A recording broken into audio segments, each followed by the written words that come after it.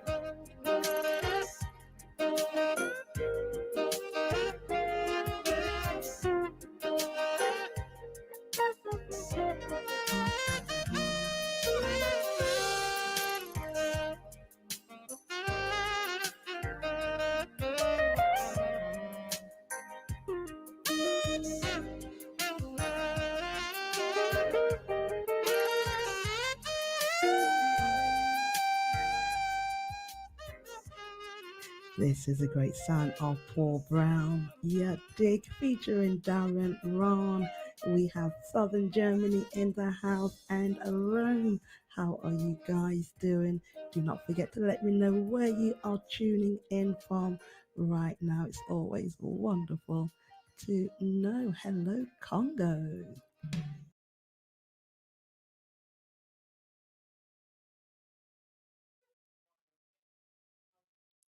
And the pot calls the kettle black, calls the kettle burnt, calls her mad. Kettle reminds the pot that we've both been burned on the same stove, that the parts of our bodies that are layered in soot were scorched by the same hands. Kettle tells Pot that she still boils water, holds the hot breath of a white man's tongue, endures the slow simmer of a white woman's allyship, and still, we make something beautiful. Pot calls the Kettle wicked, and Kettle says no, but says she's so magical she burned the hand of the last man who tried to pour himself a piece of her. Says she's so black, she is everything. So black, she is the beginning. She is the first thing someone finds home in when they wake up in the morning. Says, ain't that what it means to be black? To have the world go up in flames around you and still be sanctuary for someone, saving men who lost themselves the night before, saving men who curse our names but forget his mama is made of steel too. And now the pot has no words, but calls the kettle bitter, but loves the glass pan, the fine china, loves all the exotic shit white men put behind glass casings, loves how fragile things not made of steel can be.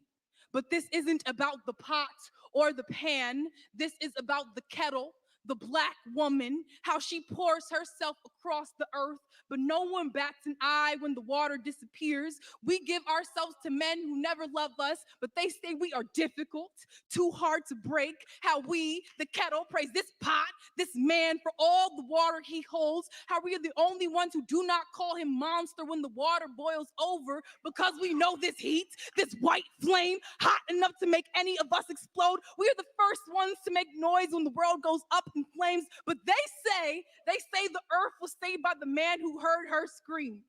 Pot calls the kettle black, and Kettle says yes, but says you best remember you black too. The next time they bring a fire to your neck, they burn black bodies on the stake and the stove. Pot calls the kettle black, and Kettle says, bitch, I might be. Says, nuck if you buck. Then says, wipe me down. Kettle says, yes, my nigga, I be black. I be mad, and I boiled the last man down to his bones when he tried to test me. Pot calls the kettle black, and Kettle says, hell yes. But don't say my name as if you ain't ever been burnt too.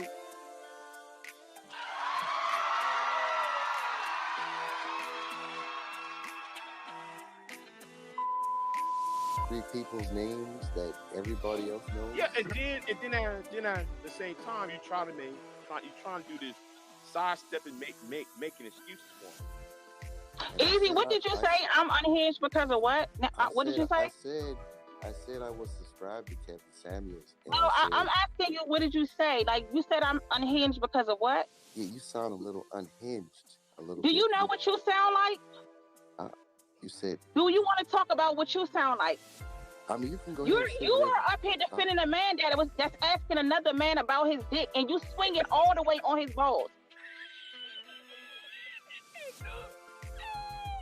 I'm not defending anybody. Yeah, you did defend it. No, and you speak slow as fuck, and you're annoying. So that's why I'm annoyed. You talk way too slow, and it seemed like you're off a little bit. Since we want to talk about being unhinged. Okay. All right, thank you. And I'm pretty sure you know it. I'm pretty sure that you have been told before that you bring this kind of energy because you're very annoying. Okay, thank you, ma'am. But, and you act like you don't understand what's going on, but at the same time, you know everything that's going on. All right, thank you. Wait, Camo, are you familiar with Easy 88? Yeah, he did the same thing over on DJ. He came on the panel to defend the Manasseh and Kevin Samuels, but he's not Manasseh. But everywhere somebody talking about the Manasseh, every channel he pops up out of the blue. That is annoying. A lot of you black men on here with your coward bullshit is annoying. You can't live in your truth. And you can't stay away from, for you to be the good black men that everybody wants and can have so many options, you can't stay away from black women being irritating. You just can't do it. This is the thing. I think with these YouTube channels and panels, people want to have echo chambers. They want to have everybody. Yeah, you sound like the man said with the echo chamber shit and all that. Like, are you your own person? Do you have your own thoughts? At all? Like, did you create any of your own thoughts at all? If everybody eats meat on a channel, on a panel, and you're a vegetarian, it's like off with your head. when you explain why and the health benefits, you get attacked and kicked off. It's that type of deal. So how are you supposed to have a constructive? You just was over there on. You how can just you was have on a con- Torch oh, channel see, I can't telling even me. talk. You was I just can't on even Torch talk. channel telling me that That's why I somebody say that I'm Tam here. got to choose a side because the manosphere, in all its bullshit glory, is they're gonna kick you out if you don't agree with them. But you over here talking about an echo chamber. What? Say it again. You a whole op. Like seriously, like what are you on for real? Right. Camo just got you good, man, because How you did were they on my kick me? channel.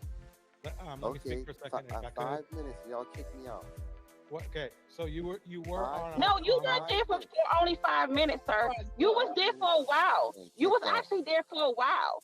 You were there for a while, and you did. Do you forget that this is recorded, right? So you do know that we can go right to DJ Torch and play the video where you were there and play exactly what you were saying to me, demanding that women, or in specific, Tam has to choose a side because that's what the man is going to do. So even if you're not on someone's side, so basically you're a part of an organization that you forced to agree with their ideology or you get kicked out. But you coming over here talking to me about an echo chamber? Wait a minute. Who said what? Tam has to choose a side. Who said that? Let's see if he gonna say it. Wait, Easy, you said I have to choose a side. What? Nobody didn't say no truth. I'm saying if DJ YouTube, Torch, you got two sides. I mean, you got people like. Wait, Easy, this is the first time I'm meeting you. I didn't know you mentioned me on another panel. I don't know what they're talking about unless they can bring it up.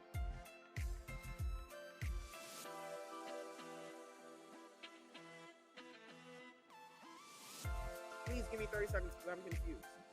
Did Easy say anything about me? Yes, he did. He came on we were talking, and I could tell you exactly what I said because once he got done, I said, we don't have to choose anything. Wherever we are, we're going to be where the fuck we want to be at.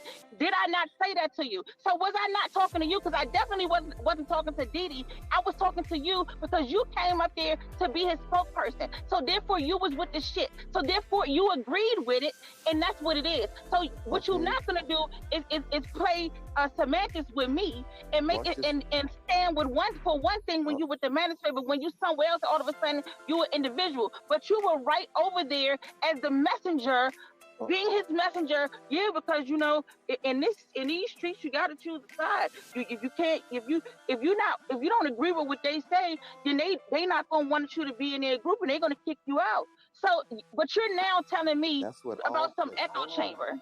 Wait a minute. So Easy, did you refer to me in any way? Did you refer to me in any way on someone else's channel? I don't care. It's fine. I'm not. No. I did not, because I don't even know who DDS is. But okay, why would I talk about somebody I don't know? If you guys have it.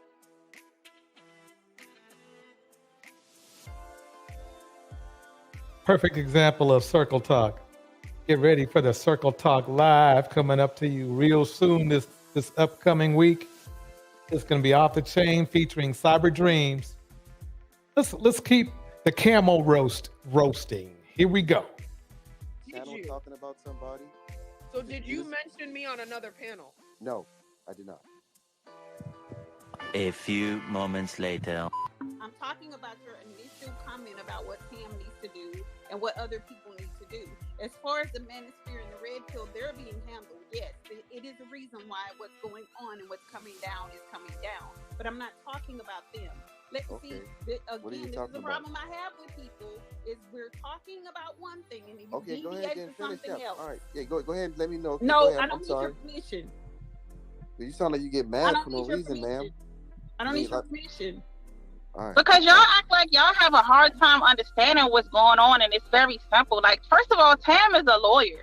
She really don't have to be over there. I don't know why she's over there. That dude talk like a slave. I would never go over there. But Tam is just that kind of person where she's accepting of everybody.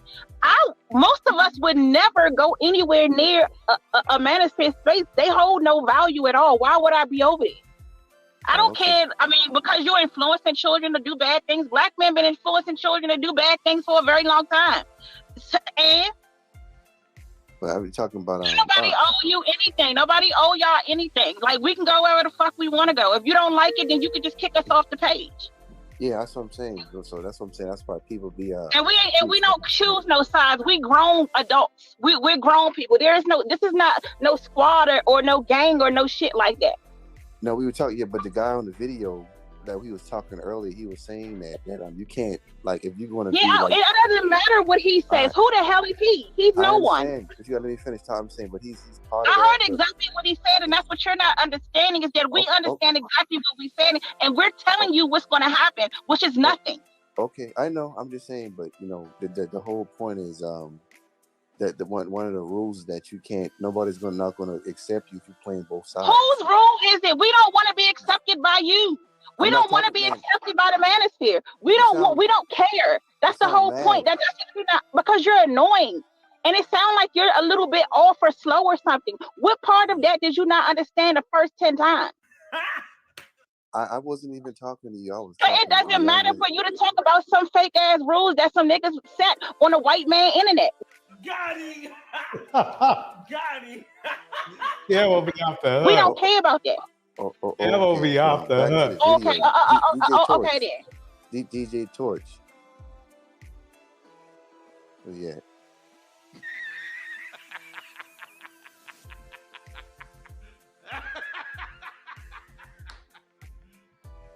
There's something about women decentering men in their lives that just keeps men pressed. I had a man call me a witch yesterday in one of my comment sections. And though I personally took that as a high honor, and yes, I did base some of my outfit decisions on that, it was just funny to see how upset he was about it. We already know through researchers that the happiest group on earth is unmarried women without children. Women don't necessarily need romantic relationships in order to have their emotional needs met, because a lot of women in relationships already aren't having those emotional needs filled by their partner. Women were already getting that emotional support through their friends or their children. One of the best things about being a woman in modern society is if you're able to support yourself and not have to depend on anyone for your financial needs. This is a privilege that women before us didn't have. I fully intend to see it as the gift that it is. And have sex with other men and then back here. Let me move this forward. Welcome to. We're not going to have a divorce. Okay, let me go back here. I need to play this beginning part. We're gonna love and take care of each other, but I'm gonna other people, and I hope you do too. I need to make sure y'all hear this. Here we go. Home, we're gonna love and take care of each other, but I'm gonna other people, and I hope you do too. Ooh. Leave me, divorce me. No, you're not gonna have me overthinking and anxiety attacks every time you leave the house. No. Hey beautiful people, how you are doing today? Together Destiny here, and welcome back to my channel. How you are doing? Hope you guys All are right, doing let me great. play it right And to the then part we'll here.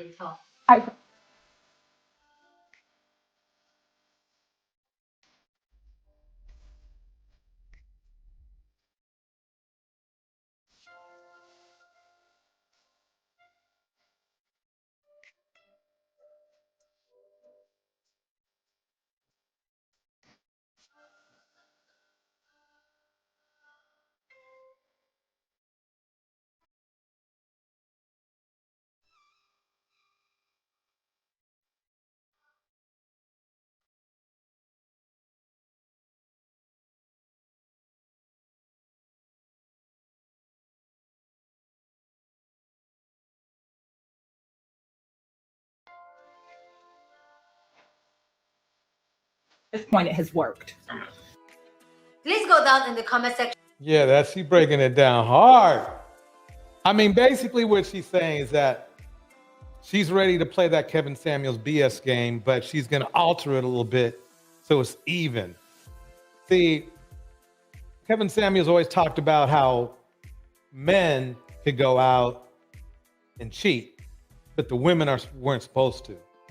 She says, okay, you're going to cheat anyway.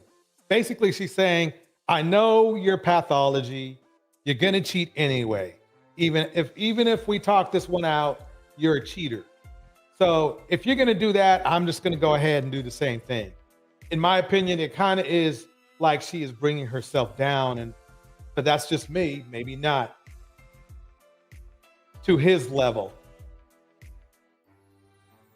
She sounds like she is or was a loyal, very loyal woman, but she's just fed up with the buffoonery and the banditry, and it's just like, okay, let's just do it like this because she wants to keep her family together. But the problem, at least in my opinion, you can't keep a family together if the man doesn't want to keep the family together. And a lot of men think that they can cheat and keep a family together, or be a leader or be a provider. When the one main thing that women want provision of is loyalty, honesty, no diseases brought home, and they don't have to share you with anybody. That's one of the primary provisions a man's supposed to. It's just simple like that. Otherwise, what's the point? What's the point of a woman making wanting to be loyal to you when you don't want to do the same? There's nothing there.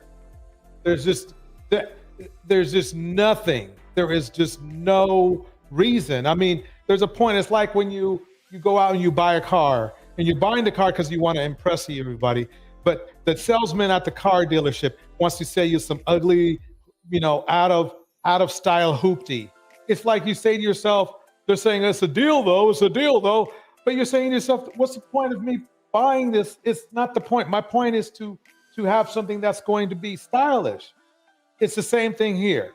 But for some reason, men want to, we want to pretend we don't understand what a woman needs and make up our own reasons why women should be with us. That whole high value crap. What kind of crap is that? So a man is supposed to be, why? The thing is this, you've named reasons why you want women, you've named reasons why, requirements you want from a woman, right, guys? But not realizing what a woman wants in requirements. So do you really think women in general want to be a part of a rotation? Do you really think that? I mean, you guys, you got to take the talking points, put them down for a minute and think about that. Do you really think that women want to be part of a rotation? Any women? I mean, you can find some, but don't get mad when you don't find them. So what you guys have been doing is having your down low rotations, whether they'll be men or women. You'll be having your down low. And what I mean by down low is that you find you are hiding, you are sneaking around with your rotations, just like really every manosphere dude has done, including Derek Jackson. He was a perfect red manosphere example. And don't say he wasn't manosphere. Everything he did was manosphere. Everything he did was exactly what manosphere men wish they could do. Everything. Control women, have multiple women, be irresponsible, have no regard for a woman's emotions whatsoever. That's exactly what most manosphere men want to do. So let's break it down. Here we go. One more time.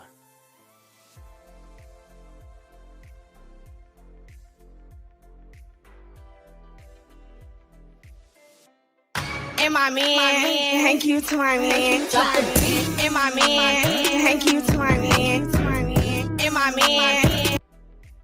That brought to you we by. We have had many conversations about how alcohol has become this weird foundation. The last video was brought to you by Femi from the chat. In fact, I want to play that one more time. I like it so much. Here we go.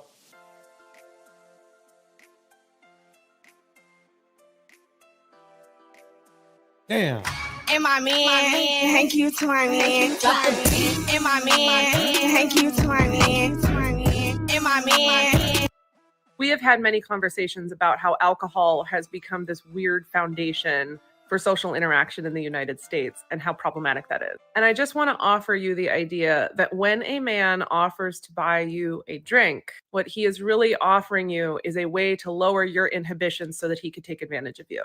So when you hear a man ask you, can I buy you a drink? In your head, I want you to translate that into, can I buy you something that lowers your inhibitions enough so that I might be able to take advantage of you? Do y'all know that women are having less sex than before due to us consuming less alcohol? Look, whereas men are having less sex because of who they are and because they're in the house playing video games, women are having less sex and less hookups because they are consuming less alcohol. What does that tell you about alcohol and its societal functions in this country? Also, what does that tell you about hookup culture? I will never stop saying this. If you meet a guy and he's asking you to hang out and he's asking you if you like to drink, what you like to drink, or if you smoke, or if you party and play, he is not safe and you don't need to hang out with him at all. What he's doing, he's trying to figure out how he can make it so that you can't say no. He's also trying to make it so that when and if he does assault you, nobody will believe you because you're high or drunk. These men use drugs and alcohol as a tool. They're not drinking and smoking with you because they want to connect with you and you're so much fun. They are drinking and smoking with you so that you don't have the power or the mind to say no to them when they try to do something with you. That's it. Point blank, period. The quickest way to piss a man off is to say you don't want marriage and you don't want children. Nope, this isn't true. It's just not. The fastest way to gauge a man's personality and his intentions for you, as well as the fastest way to make a lot of them angry, is to tell them that you don't drink. As someone who doesn't drink, I hate the taste of alcohol. The amount of times a man has gone from very charming and friendly and respectful to raging in my face, asking me if I'm crazy, asking me what's wrong with me, etc., because I said I don't want to drink or I rejected an alcoholic beverage from him is astronomical. If I had $1 for every time this would happen, I would have a reasonable amount for like a down payment on a condo. For many men, alcohol is not just a beverage that they enjoy. It is a tool to use to inebriate women, to use them at their will. It is a conduit to use to slip date rape drugs of whatever variety. It is a social sign that she is in his company. For a lot of them, it serves as an alibi. If people in the vicinity saw you drinking copious amounts so that he can deny any actions taken later.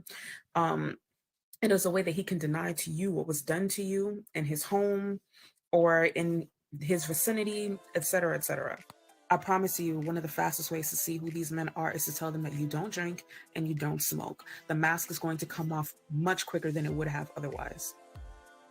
That is a great tip. That is a great tip. That came from Shar Hanley, by the way.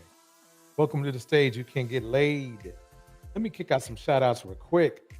In the house, Miss RV. In the house, Cyber Dreams. In the house, Kabari Hardwell. In the house, the LW Academy Recovery Hub for Women.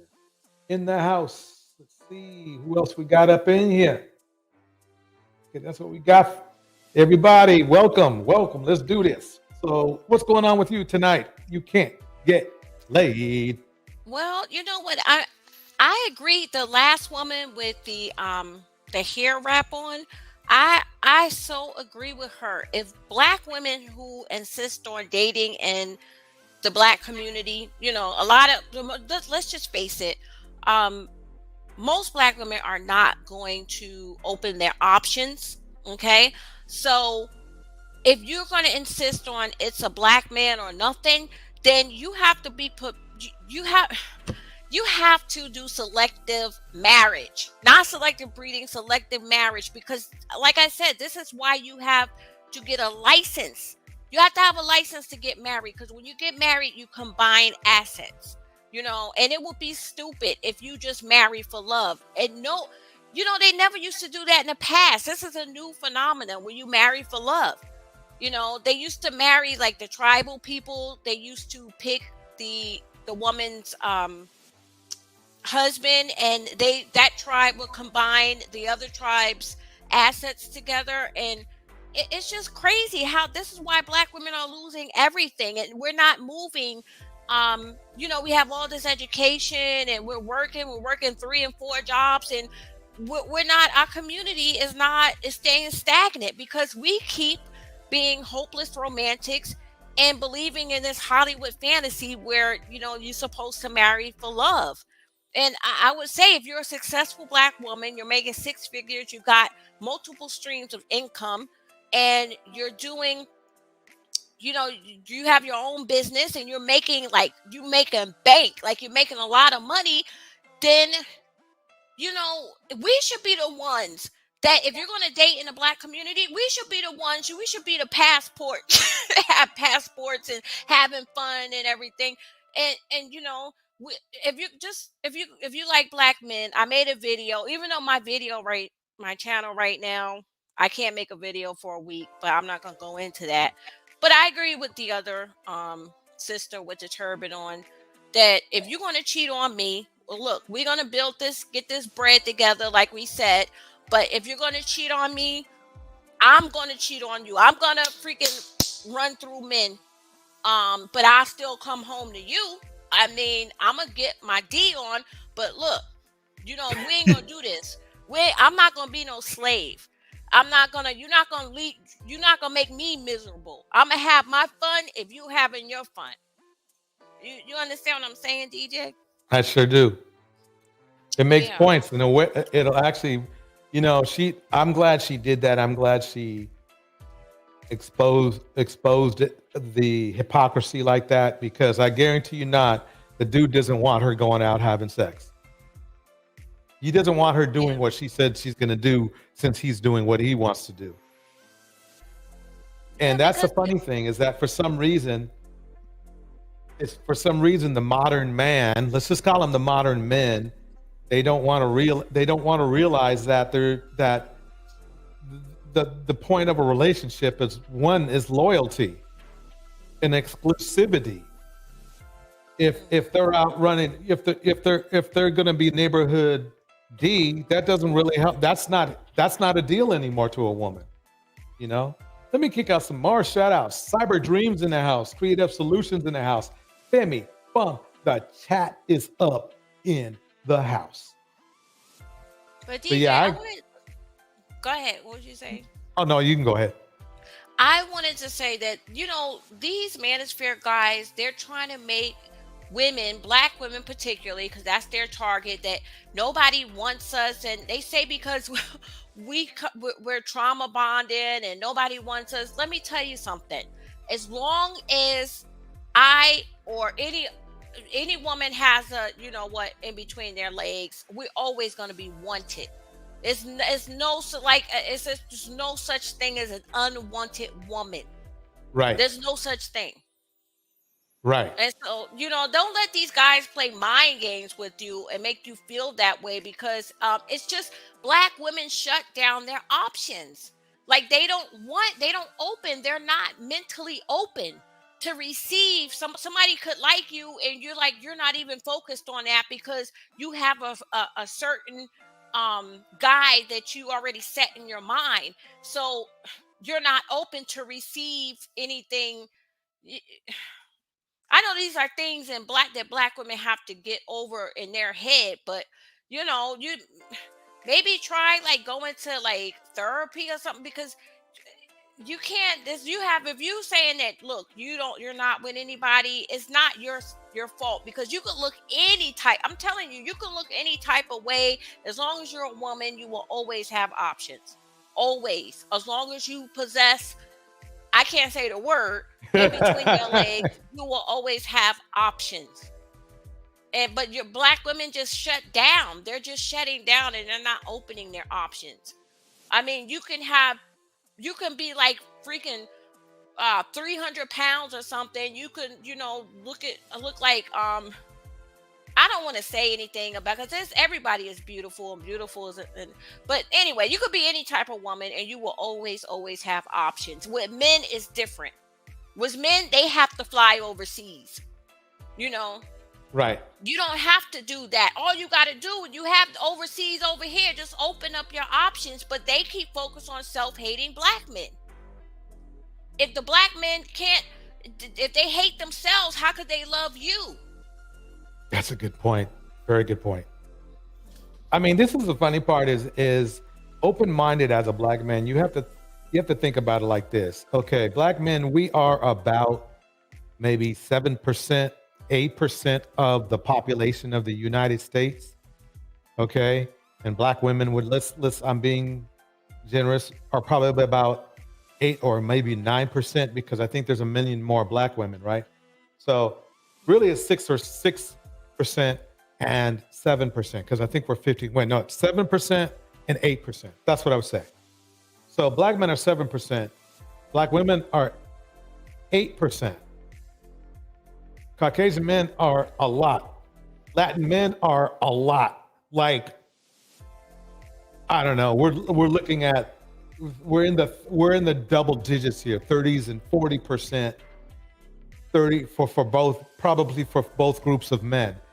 So here's the thing that's funny is that yes, of course, a lot of the other groups of men, and I haven't mentioned Asian men or other cultures of men, but think about it. There are 10 times of more of the other cultures of men than there are of black men.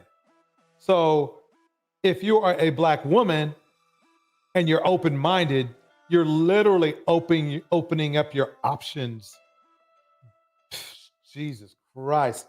And I'm thinking as a black man, I'm thinking about it like, damn, if black women open up their options, like just think about all other races the way they think about black men, literally their options will quintuple or whatever 10 times you can think about it. It's just a fact, because think about it. What I'm doing is this. I'm looking at the other cultures and then I'm subtracting out of the other cultures those men who are just strictly steadfast into not dating black women. So let's say out of all Caucasian men, we'll start with Caucasian men, only 10% would date black women. That's still more, that's as many or more black Caucasian men that are open to dating black women than there are black men. I don't think anybody's explained this situation like this.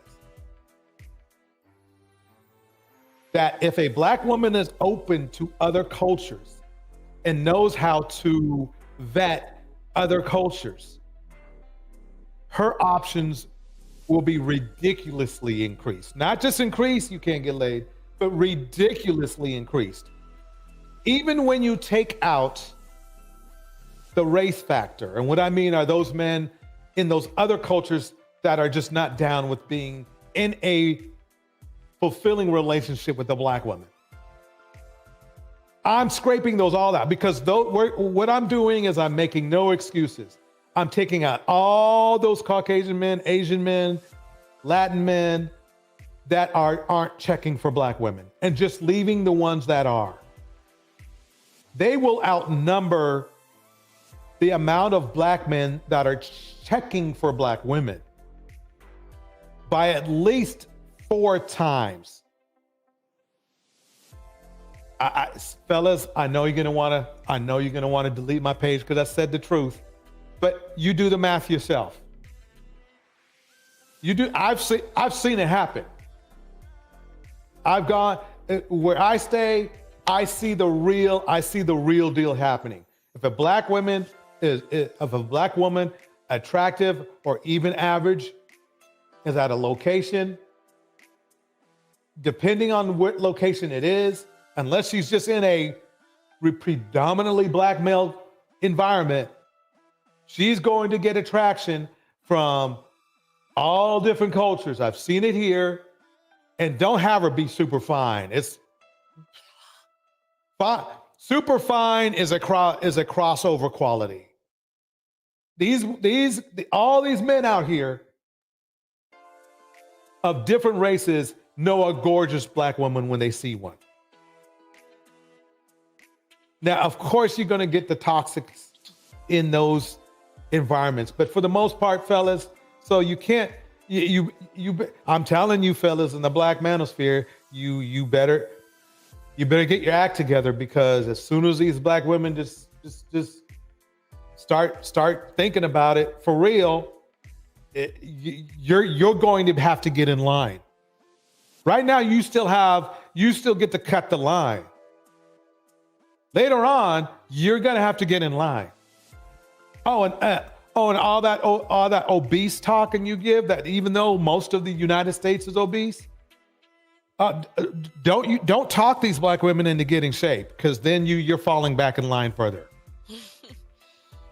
So yeah, by all means, be dissing your own women. By all means, go ahead, and you're going to find out. You're going to find out what's going to happen. You're going to find out the hard way. When I went on a trip to Vegas, and I went to Reno. As soon as I stepped out of the vehicle, there was guys that tried to approach. Guys of different races. I couldn't even get in the casino. I couldn't even get in the hotel. It was guys. So you're right about that. You don't have to be like a 10. I don't consider myself a 10 or even a 9. I should consider myself. Well, I consider myself a 10. But as soon as I stepped off I didn't even get in the casino, and it was different type of guys. It was Latino guys. It was white men of non-color. It was different type of guys. It was I seen guys, black guys, but they were with their girlfriends, but they were looking, but they were with people. I didn't see that many. Right. No, you nailed it. I confirm that. That's it. In the Vegas location, that's how it goes down. Especially when you get on the Strip where a lot of men are open-minded. It's going down like that. You're going to get attention. I went to one place called the Paris Hotel, right? They have a little club in there, and there was an attractive black woman. This is a couple of years back. I said, okay, I'm going to talk to her, but I'm going to take my time. I'm going to, grab a drink, kind of relax for a minute, and I'll go over there and talk to her. By the time I did all that shit, she already had a line of men wanting to talk to her. I said, oh, well, that's what I get. That's what you know what I mean? That's what I get. I should have hurried up. I thought I was gonna get, no, open mind. Whether she was open-minded or not, it didn't matter. The fact of the matter, those men of different cultures were shooting their shot as hard as they could. She did not have to think about buying a drink for the remainder of that night. That just wasn't gonna happen. Nope. You feel like a queen. It will make you feel like a queen, especially in Vegas and Nevada. It's crazy. Yes, and I only bring this point up because for some reason in the black manosphere, they have come up with this thing that, oh yeah, nobody's checking for you. Nobody's checking for you. And I, as a witness, fellas, they're checking for them quite strongly, by the way. So yeah, the LW Academy Recovery Hub for Women says this. Yes, when I went to Greece back in 2009, the Greek men were on it. Yep. Today I walk out my house in Mexico and the Mexicans are on it. Yep, that's right. So whatever, black manosphere. Yeah. Yep. I heard that Europe was oh my God, it is intense. They really, really want black women, especially in France, all over Europe, but especially Italy and France. From what I've heard, but I've never gone to Italy, but I don't know. But I'm just saying that Europe is really, really they go crazy over black. I'm just saying that unless you're like in a place, I would say Southern California. I live in Northern California right now. I would recommend in Northern California, it's the same way. Guys really would approach black women, but and unless you're in Southern, and Berkeley. Oh yeah, Berkeley, Oakland. Oh yeah, they on you. They on you. Different cultures, especially if you go up near the campus. I was gonna say that in LA, this one guy told me they're very superficial over there, and the black people are a small community, okay? And so maybe if you're in someplace like LA, this one guy told me if you don't have a boob job, don't even come here. Don't even come to LA. They're really superficial. So if you're in a place like that where the women are, very, very competitive and there's not a lot of guys to go around, then you'll have maybe you will have a hard time. But I didn't have a hard time in LA, but it will. If you're only interested in black guys, you probably would be, I would say so. Do you agree with me, DJ, or what? Southern, like LA? I would say, believe it or not, I think the Bay Area is, I can't say because I hadn't, really been into LA enough to compare the two. But I just know in the Bay, whether it's San Francisco, Oakland, or more so even Berkeley, I would say it's almost to a fetish level, but not quite. But they are down for some gorgeous black women. Oh no, they down. They are going to be there. So yeah. Let me play the other side of the coin though. I got to have the manosphere defend their point. Here we go. Listen, man, women were made only for three things. They were made to obey men, to reproduce, and to take care of children. If you read the Bible, that's the only three things that women were made for. Now, y'all, when I saw this video, I was like, once again, so before I let Protect Black Women break it down for us, why would any woman want to date a guy who thinks like that? I mean, he's telling you out the gate that you're not worth who you are. He said nothing about a personality or anything else. Well, so you're basically a commodity. Yeah, exactly. That's crazy. Basically, the Black manosphere teaches black men to see women as a supply, as something they can use up and move on. That's what it is.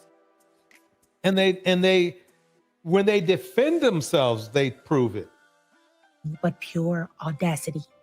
Now you're riding around in the passenger seat, mind you, with ashy fingers that look like powdered donuts that haven't seen lotion since 2004, talking about what women are made for. Why aren't you using lotion? It's made for your ashy fingers. But you know what? I'm just playing around. Let me get into it. But you're sitting here grossly misrepresenting the Bible.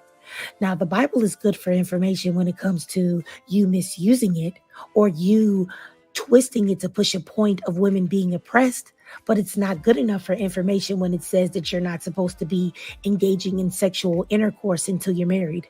Not to mention that the Bible doesn't even say what you're saying. It doesn't say that women were created for three things. It says nothing like that. However, there are women in the Bible who were prophetesses, who were queens, who did things for God, who were respected by God, which showed that God looked at women as being more than a walking and talking incubator and a slave for men.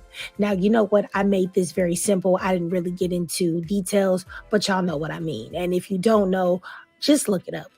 But you know what? It really kills me when men like the one that I just showed here act like they are so religious and so into the Bible, but they're only into it when they feel like they can use it to dominate a woman or misrepresent it to do that. But when it speaks on respecting women, loving women, and living righteously and not having sex outside of marriage, then these same men are on hush mode, so quiet. disgraceful. You know what I'm saying? This isn't going to be a long video because I didn't intend for this to be a Bible lesson. I just really wanted to point out the pure hypocrisy of a lot of men who don't care about the Bible at all, don't care about religion at all, only weaponize it to try to control or oppress women. And that is actually disgusting. Anyway, please subscribe to my YouTube if you can. I would really appreciate it. All right, please subscribe to Protect Black Women. That is her new name. It was formerly You're Triggered. Check her out. She's excellent. Good. Let's give the manosphere, you know, their say. Let's give them their say. Here we go. Your purpose is to be a nurturer. You never was supposed to have to work the jobs that I had. Your purpose was to pour into, not get taken away from. Your virtue get taken away from every single time that go in your mouth and he the shit out of you. Then your virtue just goes straight out the window when you feeling some type of way because I'm supposed to acknowledge you as a black queen. No, you a black slave. You are used the same way that slaves were used in order to breed. That's it. We're not supposed to admonish you. We're not supposed to pedestalize you. We're not even supposed to praise you. All you are is a dumping ground for something and someone that don't want anything to do with you after they get done with you. Why would I look at you and value you as the same way as the woman that's then preventing herself from being up out here in these streets and she don't want every Tom, Dick, and Harry to be over here on her? Okay, so that's what he said. Let's look and see what all his friends are saying in here. Bro, this is the truth.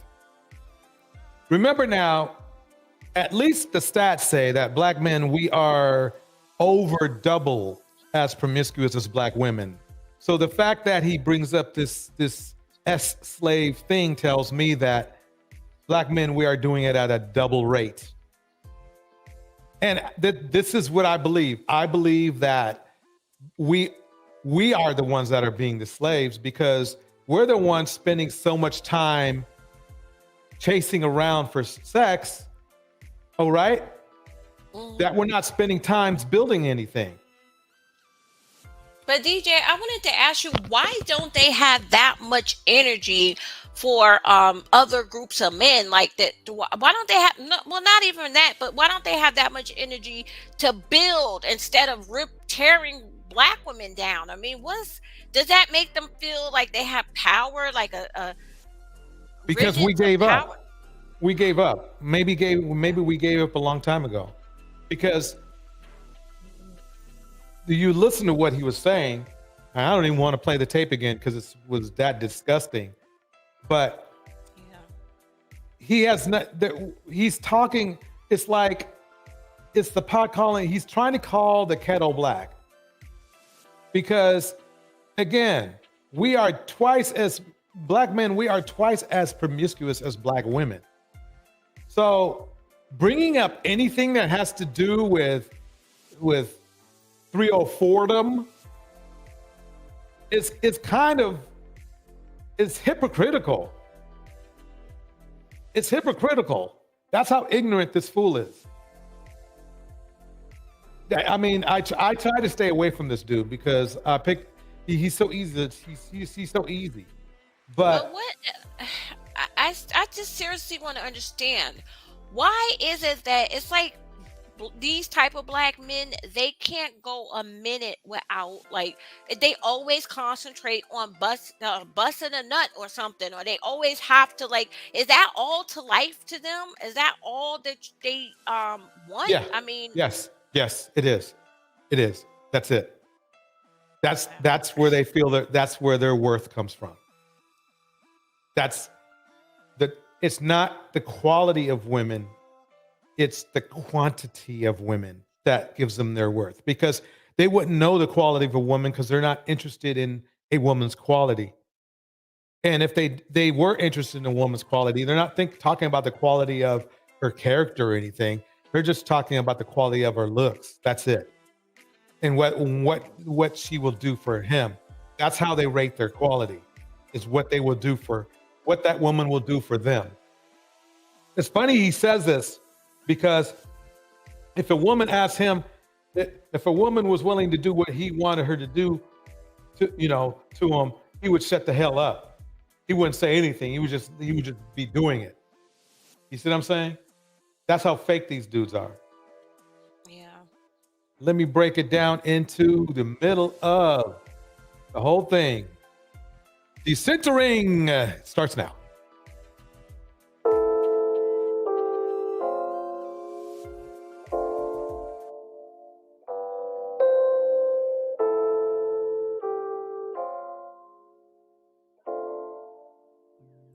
Hi there, and welcome to Charlie's Toolbox. This is Let me my pause first it. discussion video. Got to remember, you got to wait. There we go. You got to remember Charlie's Wellness Toolbox. Okay, she's got 1.64. By the end of the month, we want her at 2.64. She has some great information. Let's check her out. Here we go.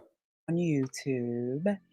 And I'd love to introduce myself. My name is Charlie. I am a 30-plus researcher.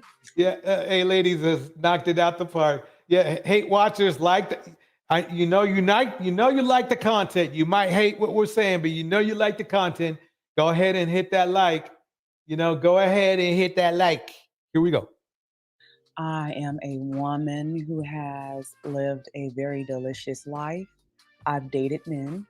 I've failed at dating men. And I've had extremely, extremely fun moments with men. Welcome to my community, where I share lessons I learned and insights I discovered while studying myself, studying self-help books, and living courageously. Today, we are discussing my favorite subject, decentering men. So decentering men is a practice, all right? So you have to continuously do this thing.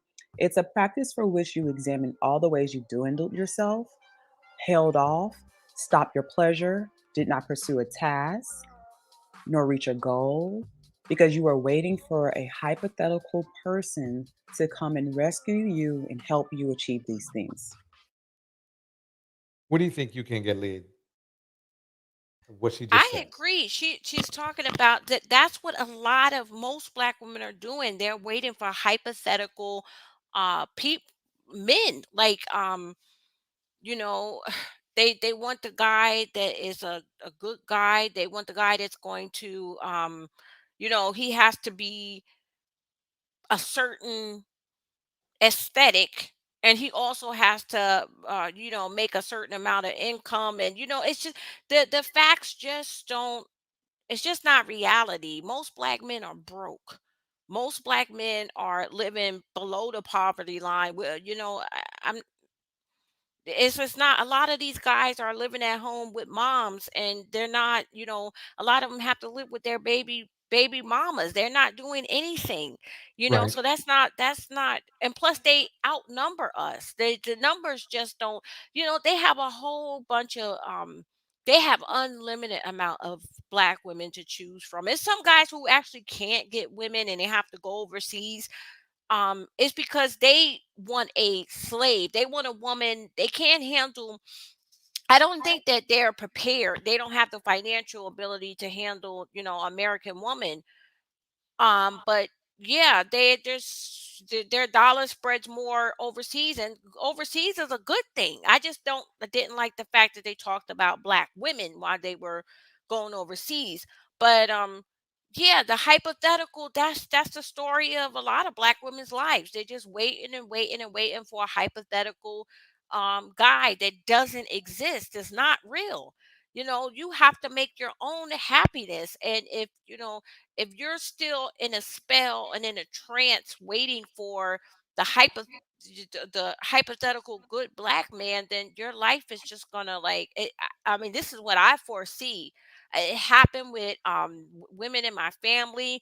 I have 6 aunts, and I seen 4 of them just like waiting for a good Black man, and they just, it doesn't, it's not, the numbers just don't add up. It's not gonna, I can honestly say that for most Black women, and nowadays it's just not gonna happen. You have to open up your options. If and Like I said, that if you're gonna marry, don't marry for love. That's the stupidest thing that we could do. We're going to set ourselves up for failure. We're going to have a very miserable life if you marry for love. If you want to be with someone, then be with that person, but do not make it, don't put it on paper, or else most likely the woman is at fault of losing. Look at this, the lady, the lady that played on The View. Mm-hmm.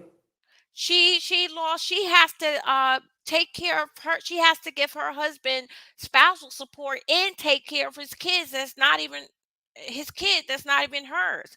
So yeah, they're waiting for this hypothetical guy. And when they meet a guy, and the guy that's willing to like be in a relationship with them, then he don't even have to love her. He can just say, will you marry me? And she'll say yes. Because a lot of us are delusional. We gotta wake up. We got to wake up, sisters.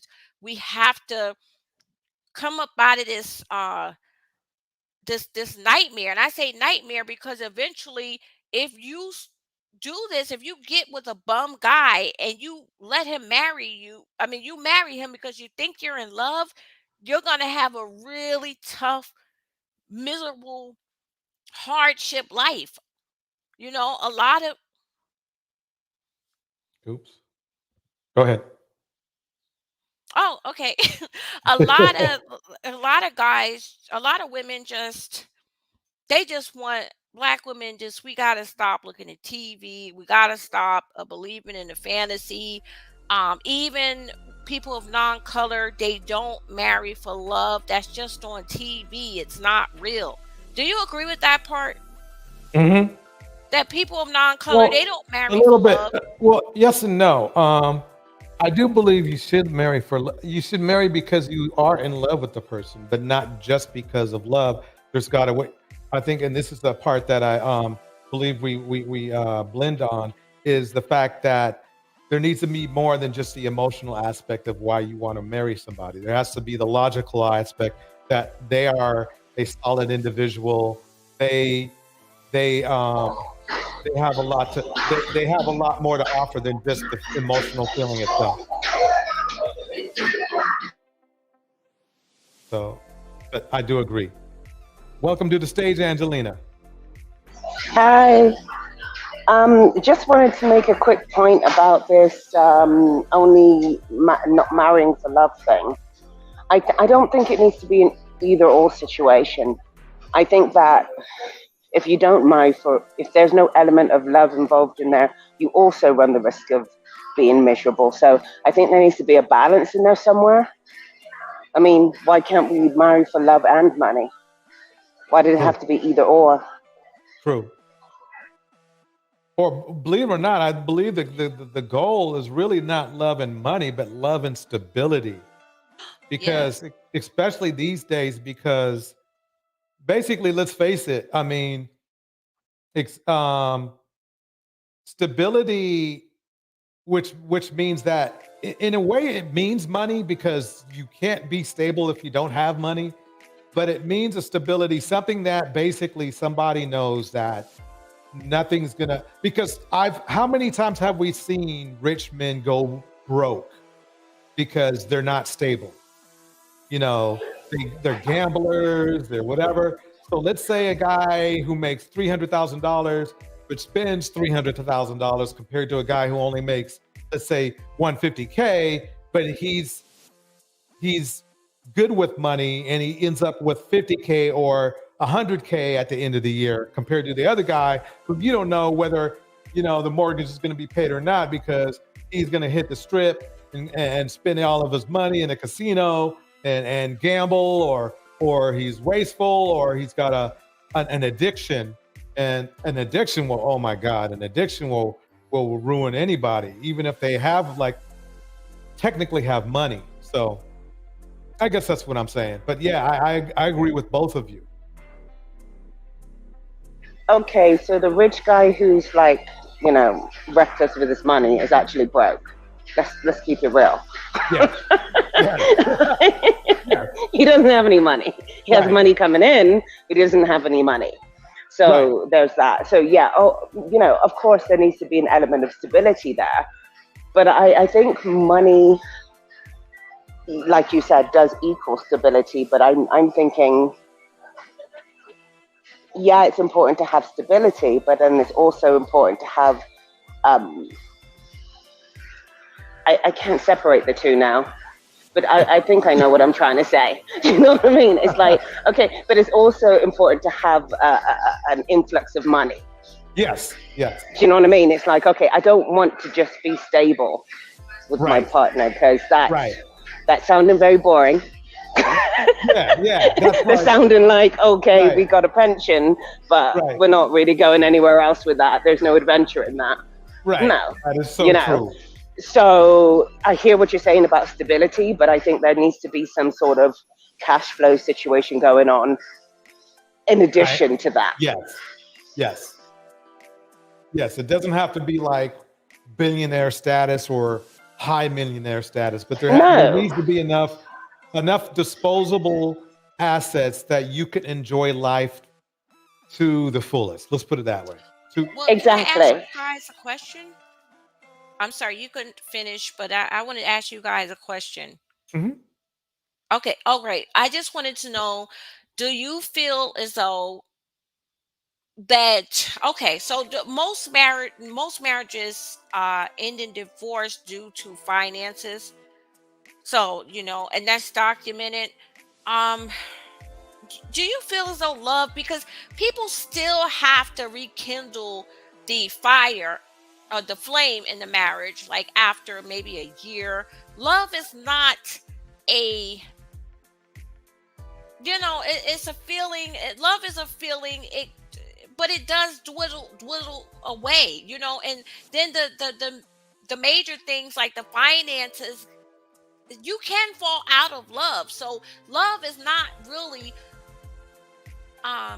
something that you get married. You can be in love with that guy, but if you want to, I'm saying that that's why you have to have a license to get married. You can also, and people are not going to agree with me, you can also have an affair on the side. I mean, you have a husband and, get married, but then have like somebody, that you. All right. Okay. Okay, I hear what you're saying. Love is it's not a sustainable thing long term per se. No, I want to correct that. The butterfly type love is not a sustainable thing long term. But if you're in a healthy type of love, it's supposed to grow with time. It will change and transform, but it's supposed to grow with time. It's not going to be that butterfly love that you had in the beginning, but there is going to be something there that bonds you. Whereas if you don't love them, what is bonding you? What are we doing? And then he goes broke as well? Oh my God. You're joking. No way. Yeah. I'm going to walk down the aisle and say, I'm going to spend the rest of my life with this guy I do not love because he has money. Absolutely not. But that a lot of, my point is, Black women are under attack. And it's just, we're under attack psychologically and mentally and emotionally by people like the manosphere, guys who feel subconscious, have self-esteem issues and, feel powerless, and they take it out on Black women. And their main talking point is that, oh, well, Black women, y'all, that's why you ain't got a man, and that's why nobody wants you, nobody. So Black women are kind of like, they believe in those lies, and they believe in, oh, okay, I'll die alone if I don't get married, and I don't, have a guy to put a ring on it. So they take whatever. A lot of Black women are just accepting whatever bum comes along, and they're just accepting this guy, and the guy, he could pretend, he could be lying, saying, oh, I love you, I'm in love with you, and he'll ask, after living with her, living in her house, eating all her food, he'll ask this woman to marry him, and she'll say yes like an idiot. She could be making 6 figures, he could be making nothing, or like maybe working at McDonald's or Carl's Jr. or something. He could be doing but I'm like, what? Yeah, I hear you, and that's stupid. The person needs to financially match you at least as a male figure. Like, come on. It's free will.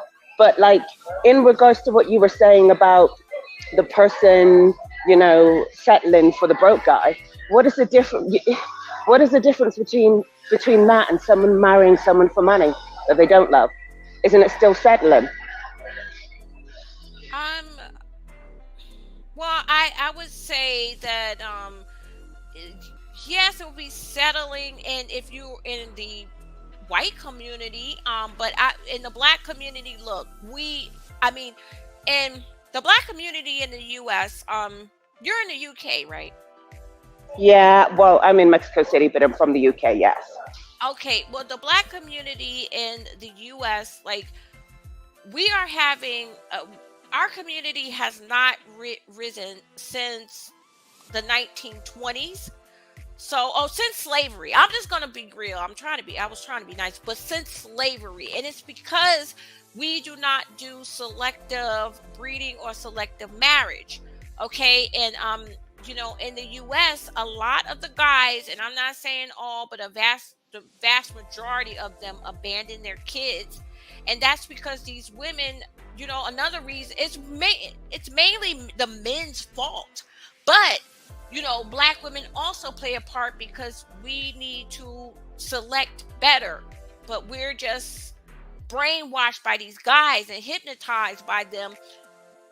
Whatever they say, that's why it's so easy in the black community to for preachers to get all your money, or because the preachers in the black community have now become pimps. But it's a lot of black male worshiping over here, and our communities are in shambles. We have a lot of men who, like I said, who are abandoning their kids, and they're living off of women, like especially in the poor communities. And I think that black women, we have to have selective breeding, and we have to marry for the right reasons. We cannot afford, no longer can we afford to like live with some guy have our kids and let him live off of us. We have to focus on ourselves. Let the men get it together. You understand what I'm trying to say? Oh, I get you completely, and I do agree with you. I just don't agree that we should drop love entirely in order to do that. I agree with you. Black women should never have been supporting black men in the first place for any reason. That's ridiculous. But like, I don't think that the solution is that we marry and leave love out of it, because that brings its own drama. Marriage isn't easy. It's sacrifice, on both parts, obviously, in order to work together and all of that. I'm not doing that for someone I don't love. My life is way more valuable than that. I'd rather be single. Well, if black women, we have an issue with choosing. Excuse me. We have an issue with choosing better, and if you find a guy who can financially match you, or either he is in school, he's going to be a lawyer or a doctor. No, forget about potential. He's not going to be anything, not at this age. Maybe when you're 19 he's going to be something, but when you're like up in the older ages, is what you see in front of you is what you've got to be prepared to accept. No, I'm talking about I'm talking about when you're younger.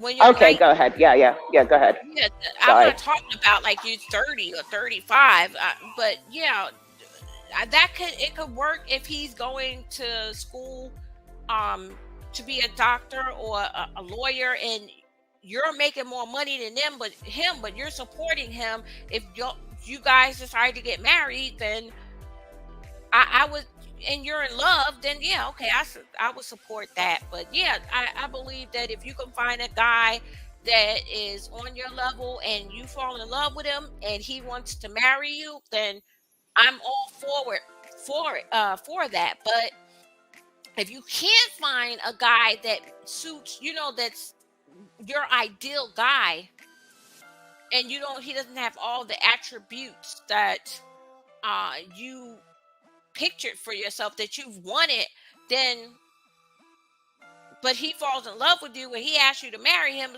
I would say, if he's a millionaire and you're making $30K a year, and he's a multi-millionaire, and you like him a lot, and I don't know. I just think that all I know is that black women, either you choose better in marriage, or you don't get married. You just don't get married, because we're going to go, it's going to end up that we're going to be a permanent underclass in this country if we let black men drag us down with them. Because black men, they aren't doing anything, and they're not planning on doing anything. They don't even have the blueprint to even do, like, they're not even creating blueprints. They may want to do something, they may want to be leaders, but they're not doing it. They're not doing it. And so if we don't hurry up and do it, then black people may be a permanent underclass. You understand what I'm saying? I kind of understand that a little bit. I mean, I understand. Yeah, I hear your point, and I agree with the problems that you're presenting. I'm just struggling with the solution that you're presenting. Do you know what I mean? That I'm like, I don't think you're wrong in what you're saying. It's just, if you don't love somebody, you shouldn't be marrying them. Just like if they don't have the money, you shouldn't be marrying them. There are a lot of things that there are a lot of ingredients that go into someone being the right match for you, and I think both of those should be in that pot, not one. So what about and what you said about in the younger, and I want to say this for the younger people, the guys in college, and you're supporting them, whatever age you are, you shouldn't be supporting a man. If he's going to college, he should be supporting himself, and if he makes it, good for both of you. You know what I mean? I don't think we should be build-a-booing anybody at any age, because that man can still get up and leave you when he finishes his degree and you've spent all your money on him. Women shouldn't be putting themselves in those vulnerable positions at all, at any stage. You know what I mean? Yeah. So do you agree that go ahead.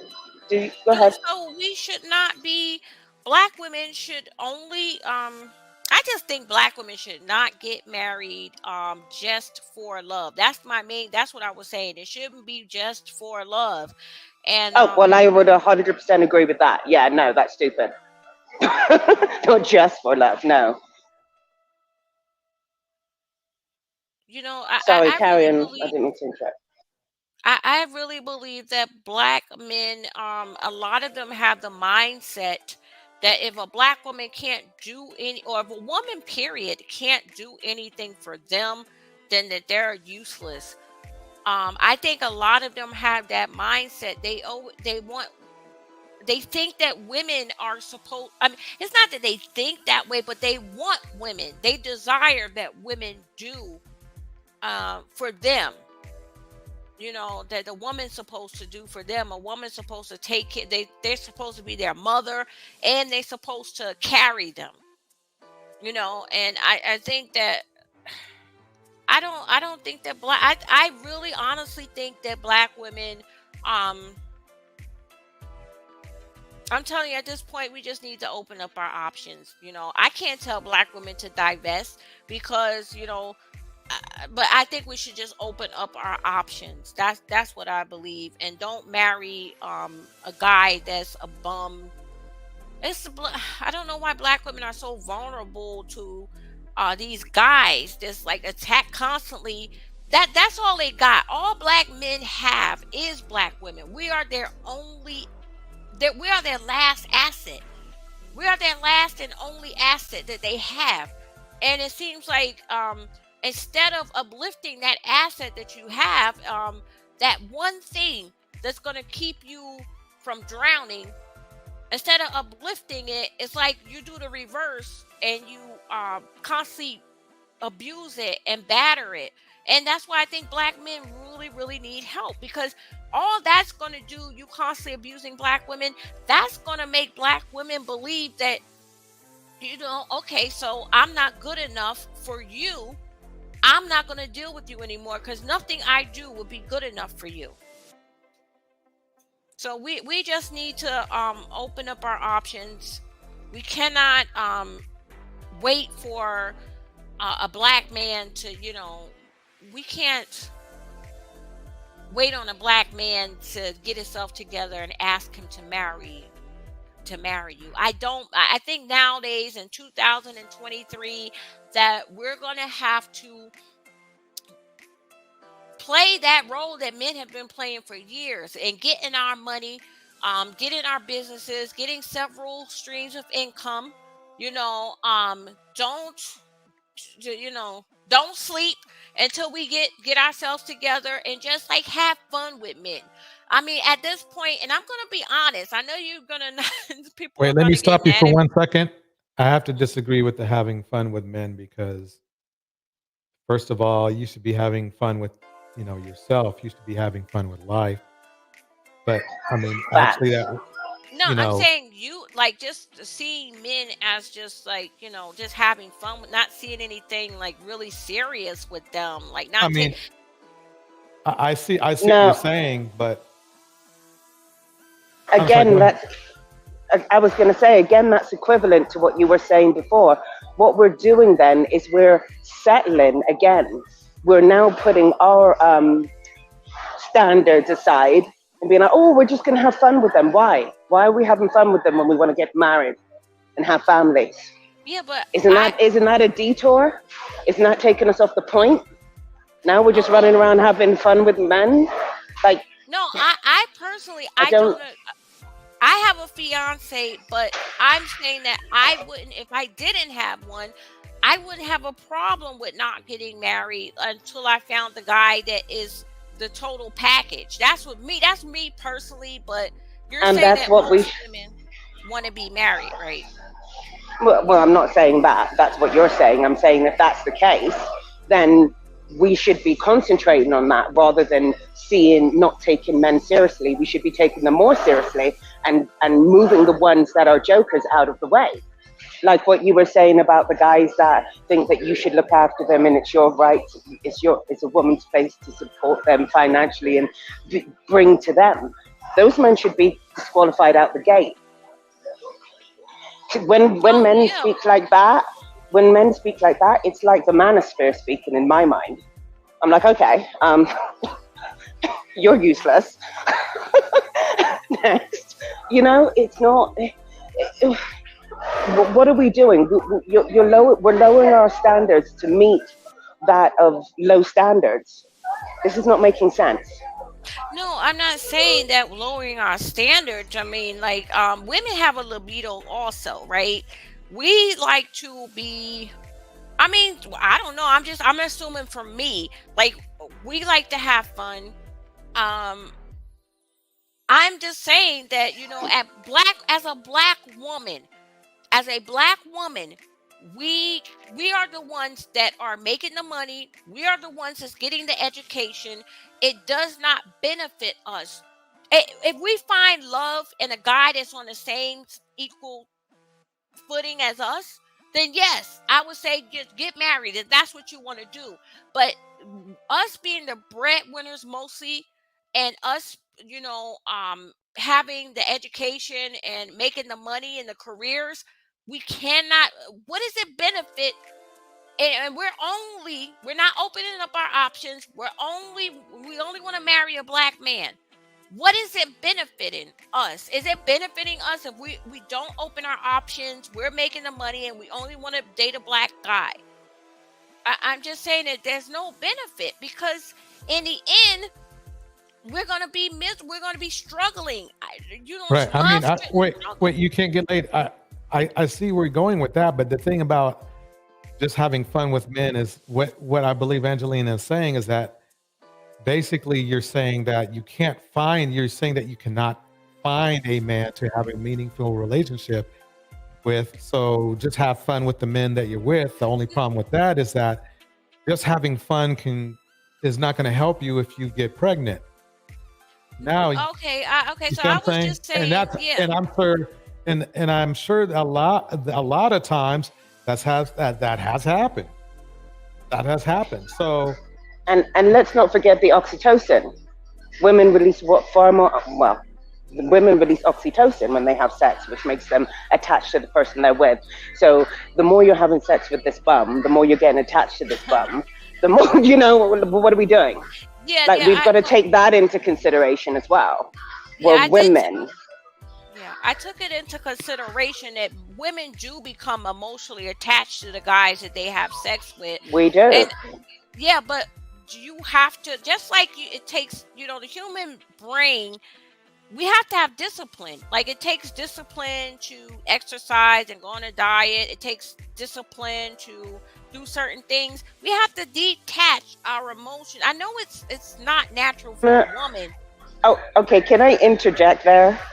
Yeah. So we have to have discipline to not be what we are made to be.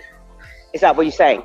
Yes, because that's what I'm hearing. Because the reason we attach is so that we can bond with our partner and have like a strong bonded family unit. That's why we do it. So we should fight against that nature and put ourselves constantly in situations where we're just having fun with men. So we can. I'm. Go on. Carry on. I'm just gonna say this. I'm saying the black women who only date black men as their options. Like, they won't go outside their race. I'm saying that I said it earlier. That's why you're confused. I said black women who won't date outside the race and who will only date black men in this community and the American community. They won't date outside. They won't even open their options to black men. They won't even date outer culturally. They just want to just focus on getting a man from this community. And if they're going to do that, they should change the way they think. I didn't say black. I didn't say women and black women who open their options. I just said black women who will only date black men. That's the only thing that I'm saying. Okay, so you're a bit about, opening options. I agree with you, absolutely. There's no question about that. We should be opening up our options and exploring further afield. In regards to what you were saying about black women who don't want to do that, I don't agree that they should be settling or, lowering their standards. If they don't do that, I don't think that's again. I don't think that's the solution. But I think they should be more vigilant. I think they should be more vigilant, in fact, in their selection and in their exposure to men, which means you're getting them out of your life, out the gate. Like, you're seeing the red flags and you're getting the bums away from you. I think that's the more you do that, the quicker you're going to find someone that's on your level. If you constantly, what did they say about the car in the garage? Something about car, and I'm messing up the whole thing.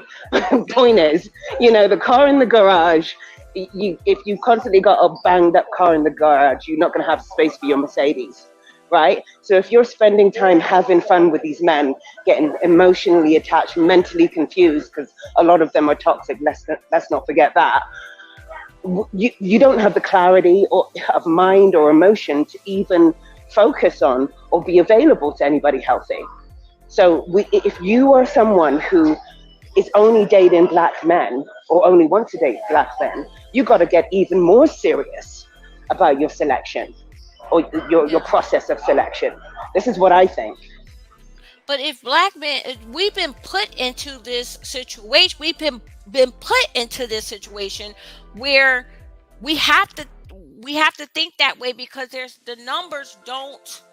What I'm saying is that black women have been put into this predicament. The numbers just don't add up. There's too many black women in this country. I don't know about the UK, but there's too many black women that they have to, for every one black woman, there is 6 black men. There's too many of us for them to choose from. I know that sounds harsh. Okay, wait. But I'm just. You can't get laid. Let me try to get some clarity here real quick. For me, I think Angelina knows what you're talking about. But what you're saying is that for those black women that only want to date black men, you're saying that they should just have fun with them.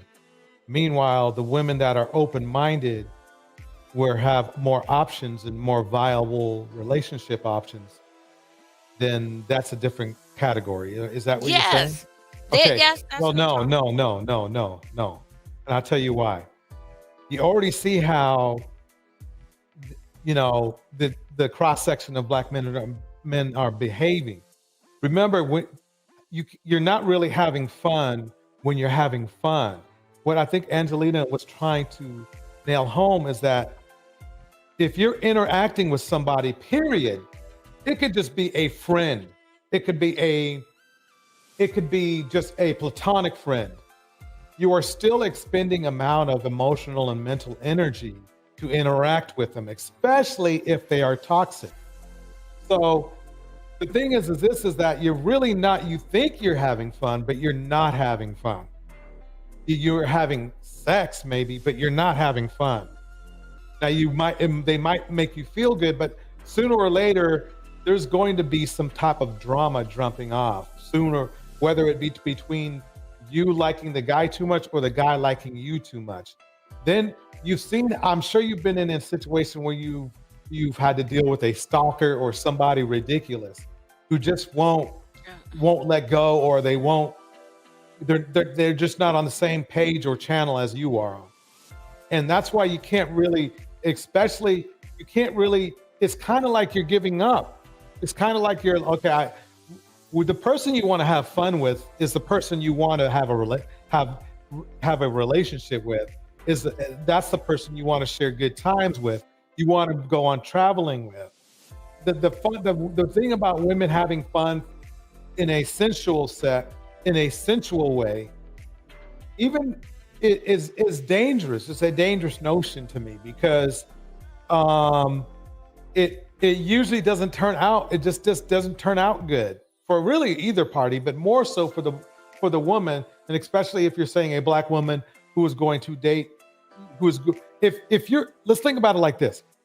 If you are dating a guy for fun because they don't reach the level of quality for a relationship, well, what are you doing? I mean, you're literally wasting time, as Angelina said, with somebody that you've already vetted as not good enough to seriously look at as a relationship. So why are you even around them at all, letting them waste your time, your energy, your affection, and the pseudo relationship which comes with having fun with somebody? Because let's face it, there's still a pseudo situationship that's going on. And situationships and relationships, at least with my experience, they're very, very close to the same thing. One just becomes, you just find out, to me, a situationship to me is a relationship that is deemed to have no value except for maybe pleasure. And that's just a bad call, in my opinion. Call me old fogey-ish, but that's just how I see it. Well, also you got. Can I just add to that a second? Also, you got to take into account, what is that doing to your self-esteem? Being not emotional.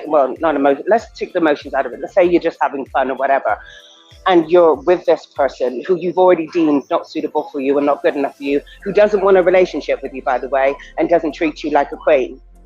What is that doing to your self-esteem?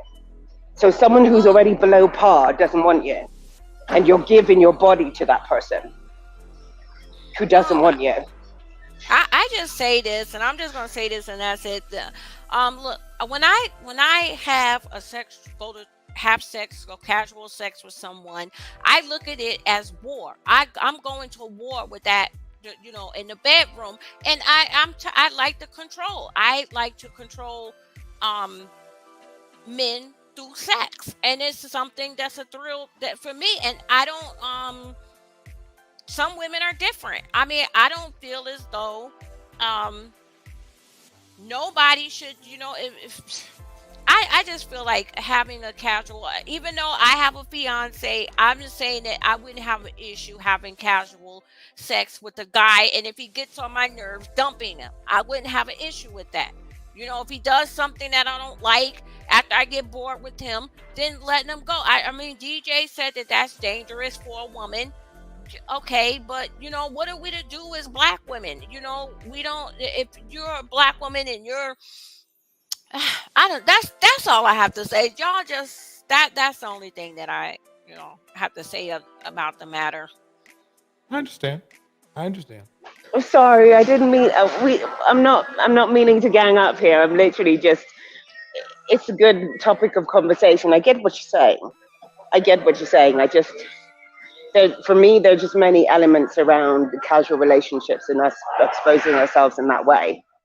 As Torch says, and I think I said before, it's like it's not what it's cracked up to be, and it's more dangerous for the woman and makes the woman more vulnerable in a lot of ways. Yeah, So we're supposed to be, as Black women, we're supposed to be miserable because we have a group of self-hating men, and we're supposed to be slaves and live in misery and not get our money up and depend on a man, this bum, depend on a guy. But who said anything about being miserable and not having your money up? And whoa, honey, nobody said anything about that. Yeah, most I'm just saying, don't. America Go ahead. A lot of them are broke, and the ones that do, I dated a guy, listen, he never dated a Black woman before. He only he was acted really like he was a vegan. Well, I'm a vegetarian, but he was a vegan. He was a skateboarder, and he just was like, and all the time he used to make little snide comments like, see, this is why I don't deal with Black people, and this, that Black B, that Black B and all. And I couldn't. He never dated a Black girl before, and I just couldn't be. I felt so uncomfortable and cringy. But he was, his parents had a lot of money, but I couldn't just. A lot of them are self-conscious. They just like they don't. I don't know what to say. We have to reprogram ourselves, because Black men, the ones who only date Black men, because they have put us in that predicament. But anyways, like, that's all I was gonna drop down, but maybe I can see where you're coming from. We as women, we are meant to be emotional.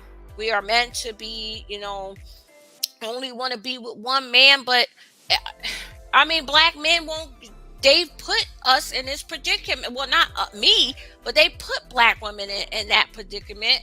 And right.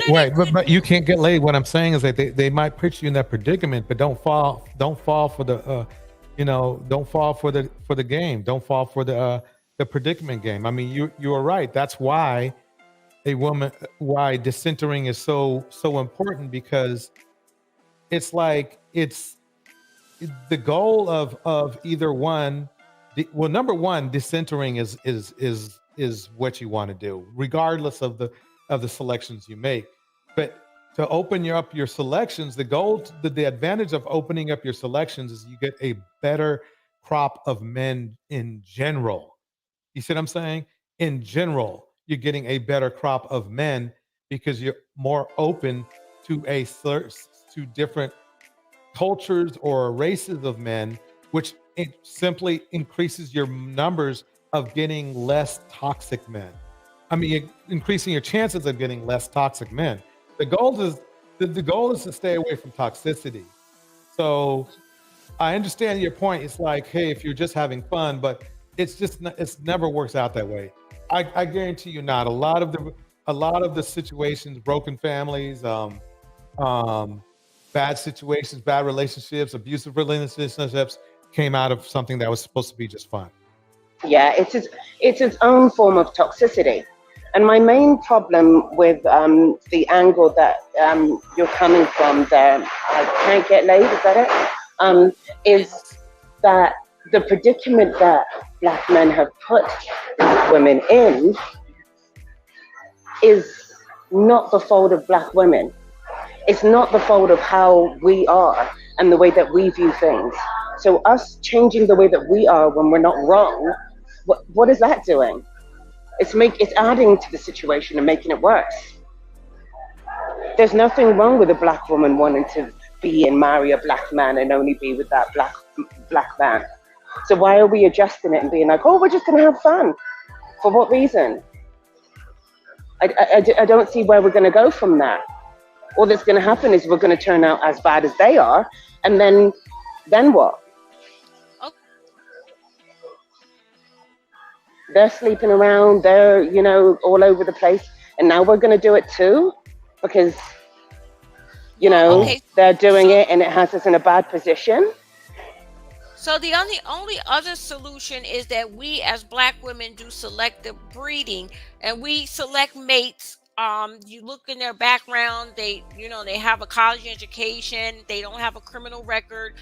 Whether we have to go to can I say the S word, sperm bank, or we have to do selective breeding. Okay, well, let me stop you there. I think it's selective dating, but selective breeding, how did we get to breeding? No, I'm saying so that they can be quality men for Black women who only date Black men to choose from. You know, in our future, you mean like from 20 years from now or something? Yes, we have to. Wait! You can't get laid. We can't. The thing about this is the thing, and you can't fall for this. Don't think about 20 years in the future about how society is going to be. Blah blah blah blah. All you need to do is select for you, which I believe you have, a quality human being. You don't have to think for the, believe it or not, doing that helps the community. Being with a stable person helps the community.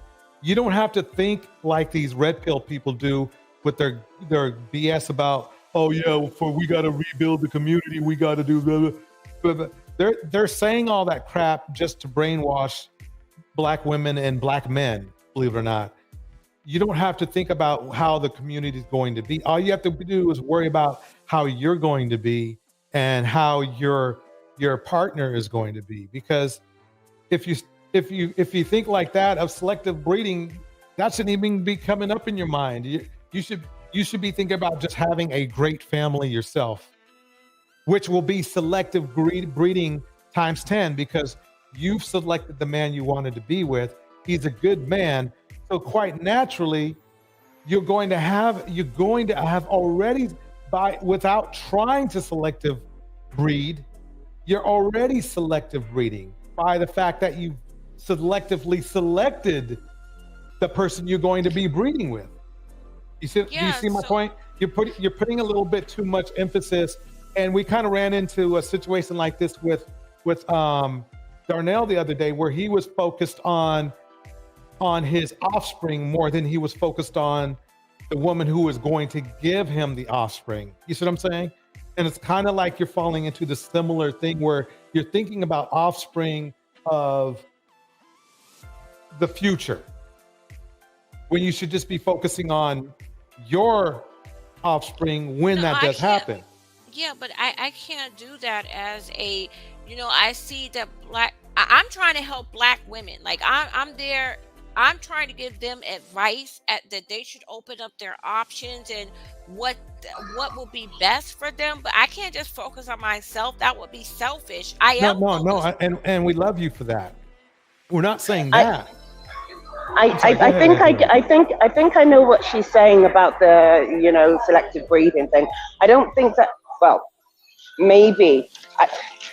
Maybe this is not what she's saying, but this is what I'm hearing from it. Okay, so if women who only want to date Black men are in a situation where they haven't got a Black man, they're coming to an age where they are ready to have children and all of that stuff, or if children's a worry for them, then okay, sperm banks, freezing your eggs. These are options that we can take in order to give us more time, give us more options. In that regard, I can agree with what she's saying, because that's a healthy solution to the problem. Yeah, I mean, for the whole community and the generations before, I'm not sure about all of that. But in regards to them getting to a stage where taking the pressure off of us in regards to dating and having babies and all of that stuff, that is a viable option that we should be considering more. Yeah, I think. That's what I was saying. I was saying that that selective breeding if you can't find, like, if you're only going to date black men and you can't find a decent black man that's on your level, then you should you want to have a child, freeze your eggs or go to like a sperm bank and get the report on the guy, like if he has a education, whether he has a criminal record or something, and then do that. That's exactly what I was saying. That's what I was saying. I mean, I was looking for,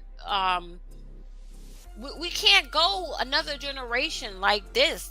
We're going to become a permanent underclass if we keep on mating and breeding with these guys, like the black guys over here that abandon their kids. But I seen so many, broken homes create broken communities.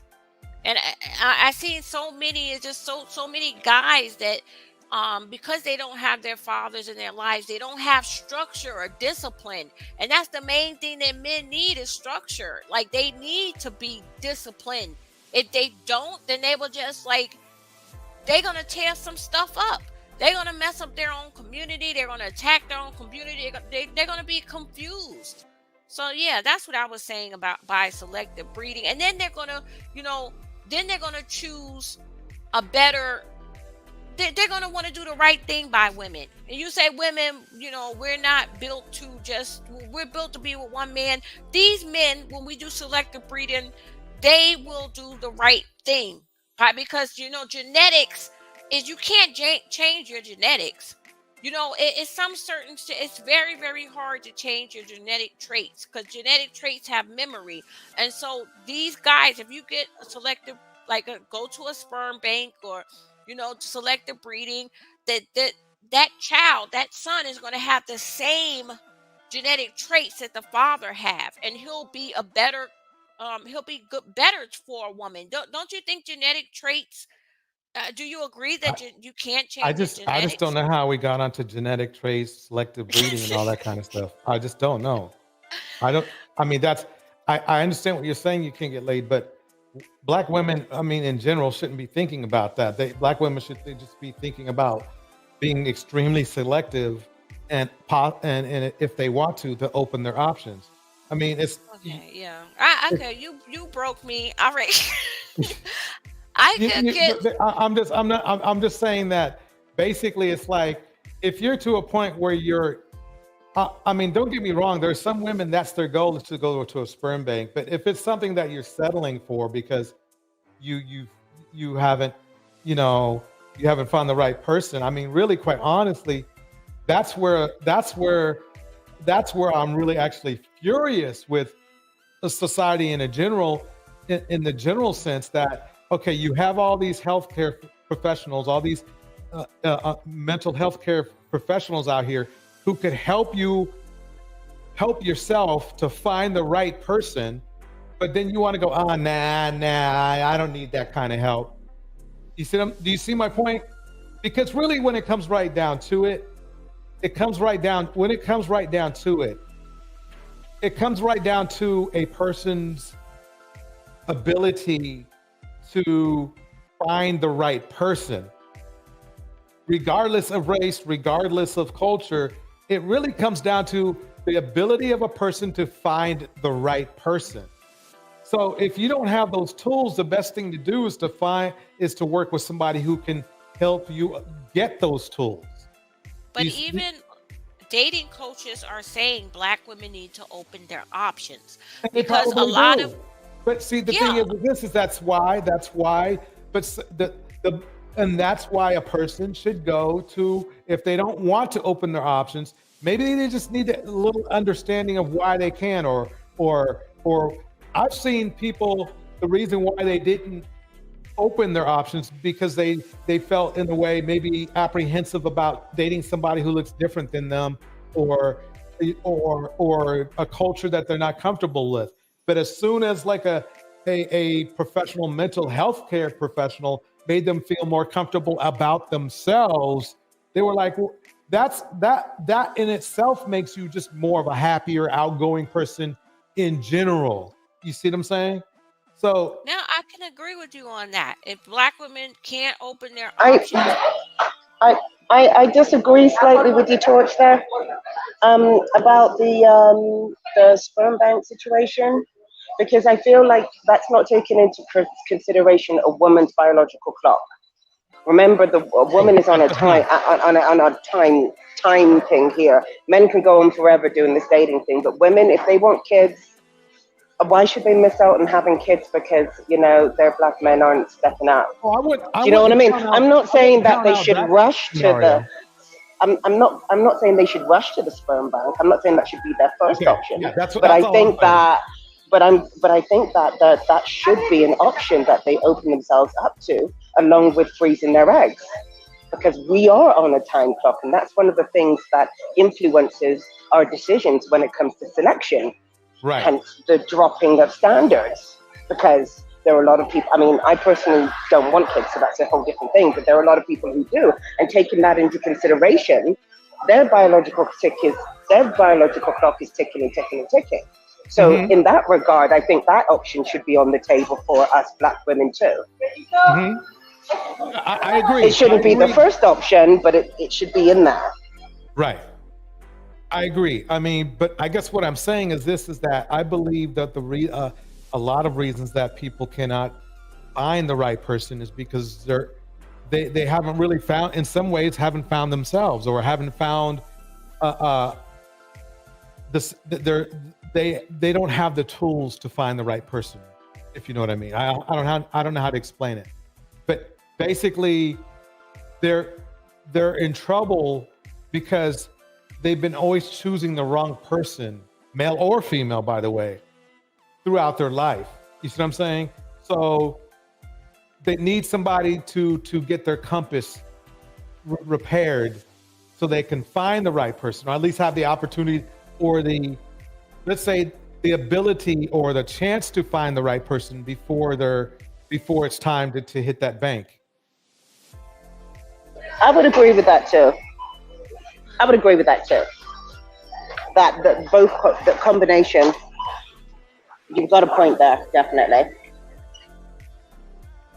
Yeah. I'm definitely not going to count out the sperm bank, but my idea is, okay, let's say, you're somebody gets right out of college. They shouldn't be running to a sperm bank. I mean, they should be trying to find.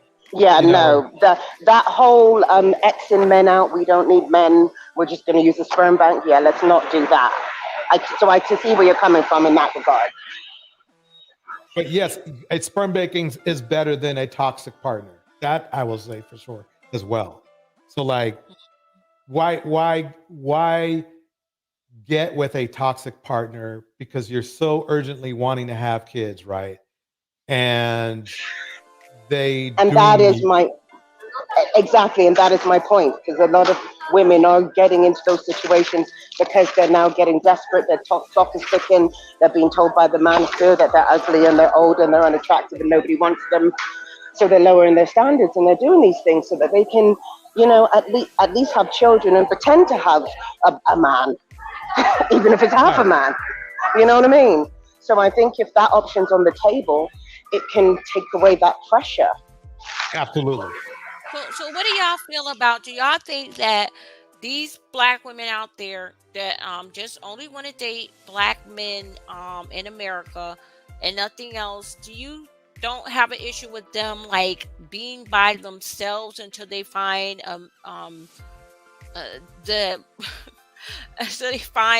right Black man? Like, you don't have an issue with them, like, not dating, just being. I think they should keep their. I think they should be available and out there. But I don't think they should be sleeping with Tom, Dick, and Harry filling this spot. We're not men. We have a libido, but our libido doesn't function like a man. Our libido is way more manageable in regards to that. We don't have to sleep with a billion men. That's not what we. If you have, like you were saying about discipline, if you have the discipline for a minute amount of time, that kind of thing, if you're single, doesn't have to be like ruling your life, unlike most men. So you, as a woman, you got to take that into account as well. We are not men. If we're out here as women acting like men, then yeah, you're gonna feel like you need to run around and sleep with Tom, Dick, and Harry because you've already stimulated that function. So you need to keep it going. But if you understand your body and you understand the female workings, you don't even have to be a slave to that. So what about unless you're out here acting like a man, then you will be. So what about just like going out, like going out to dinner, going out and just like, what about that? Do you feel as though that That's fine. Yeah. I think that's fine. Like, what's wrong with that? That's, you're single. You should be dating. You should be going out and meeting people and select, going through the selection process. That you're looking for a man. You're looking for your husband. But I don't think we should get sidetracked into looking for a side dude until we find our husband, because a lot of the time we just end up with the side dude. Exactly. And all of that time and energy can be put into getting your bag, going on holiday with your girlfriends, getting an education, doing a lot of other things that you're not doing whilst you're putting all your energy into working out why the man's not calling you when you were supposed to be casual anyway. Right. I just feel like, so you are the type of woman that one day you do want to get married, or I don't even know if you're married, but you do want to get married, right? I think, it's one of those things. If I meet somebody that's a match for me, then I'll get married. And if I don't, then I won't. I've never been one of those people that's like, oh my gosh, I got to get married and I have to have kids. I live quite an unconventional life, always have done. So I don't see things in that way. If I meet someone, we match, we gel, we get married, awesome. If I don't, whatever. My life is still golden. I think that's the ultimate in decentering men, really, to be honest. Yeah, that is exactly that. I mean, I guess you can't get laid. What it is that you should be having fun anyway. It shouldn't have to be with just men. It can be with yourself, your friends, nature, Because whilst you don't have that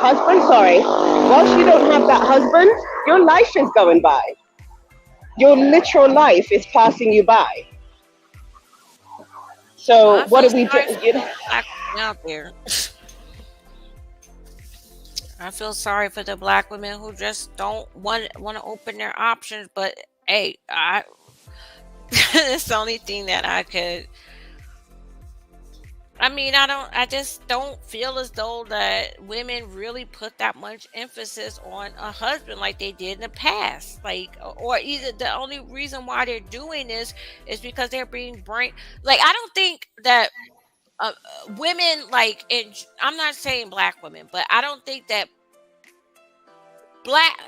let me say this. I don't think Black women or women in general need a husband like they did in the past. Like when they, in 1920, they don't need, a woman is not in need of a husband because she can make the money herself.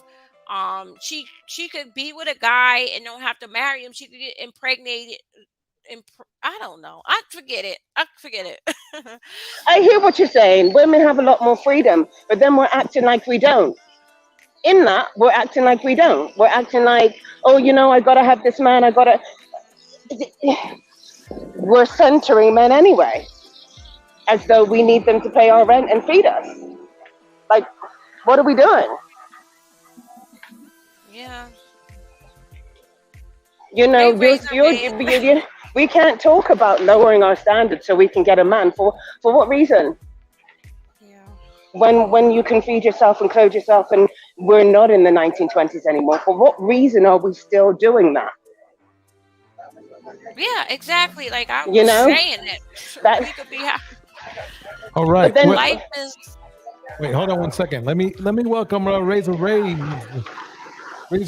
to the channel. How you doing, Razor? What up? What up? What up, Torch? What's up? What's up, ladies? What's up, ladies? How y'all doing? Hey, good. What are your thoughts? What are your thoughts on this? I know you've been in. First time on this panel. Salute to you, Torch, for a successful platform. And I said let me hop in. While I still got some more cerveza. I got some more cerveza. I got some more in this can left. You know what I'm saying? And I've been listening to the lovely ladies talk about this topic. And hey, Torch, this is an interesting one, because when you consider marriage and consider me, I'm a passport bro. Well, some of my ops say no, I'm not a passport bro because I don't travel. But hey, I am a passport bro. And when we talk about marriage in the States, and the lady was just saying that why get married? I'm kind of agreeing with her. It was like, you know what? Really, what's the purpose of getting married? Because most marriages nowadays in the what century we in, 21st century, they end up in divorces anyway, right? And liability, heartache, pain, guys wanting to kill their former wives anyway. You know what I'm saying? It becomes a burden, marriage, guys. I mean, from what I see. I've never been married. From what I see, sorry to interrupt you, but isn't that kind of like when you? I don't know if you played sports long before, but remember that term about not trying to win, but just trying not to lose. Yes. Yes. That's the mentality. You see what I'm saying? That is it. Yes, you are right. You're going into it thinking that this is not gonna last anyway. Why even do it, right? And no, but I don't think anybody go. Sorry, Torch. Go ahead. No. Oh, go ahead, Angelina. I think you're onto this. I was gonna say I don't think that anybody's saying that there's no point in marriage. I don't think anybody on here was saying that. We're just saying that we shouldn't be lowering our standards in order to get to something that usually doesn't end up in marriage anyway. I think that's the point of what we were saying here. And then finding solutions for women who want to be with black men who are just running around acting crazy. That's what we were doing in that space, who still want to get married. The goal for these black women is to get married. Yeah, I think marriage is more of but a woman, we shouldn't. thing. But we shouldn't. I think women No, want to it's get not. married more than men. Well, technically, when women are actually, and I'm so glad they found the statistics on this. Well, I don't know what the statistics specifically are, but they found that single, unmarried, childless women are the happiest of women, which is what I always thought anyway. But people tell you differently. Exactly, unmarried, because the thing is, we as women put a lot more into marriage anyway in regards to energy and emotions and everything else, that if we don't have a good partner, we're better off single. It's not the same in reverse. Men are the ones out here crying because they don't have partners. So in regards to, it's true. So in regards to us and us getting married, I think we should be definitely more selective about it. We shouldn't put it as the center of our world to the point where we're lowering our standards to get it, because we're not in the 1920s and we don't have to do that. We're not going to die if we don't get married. Well, y'all guys do know it is easier for females to get men than men to get females. So I believe, you might have a little point there, because y'all can go out as a beautiful woman. Y'all beautiful women on the panel. Y'all could go out and get a man tonight if you want. Just go to a bar, go to hang out. Us men, it's harder for us to get females like that, like on a drop of a. And the marrying types, right? But you females, y'all have an advantage because that's the way God made us. But that's just the way we are, right?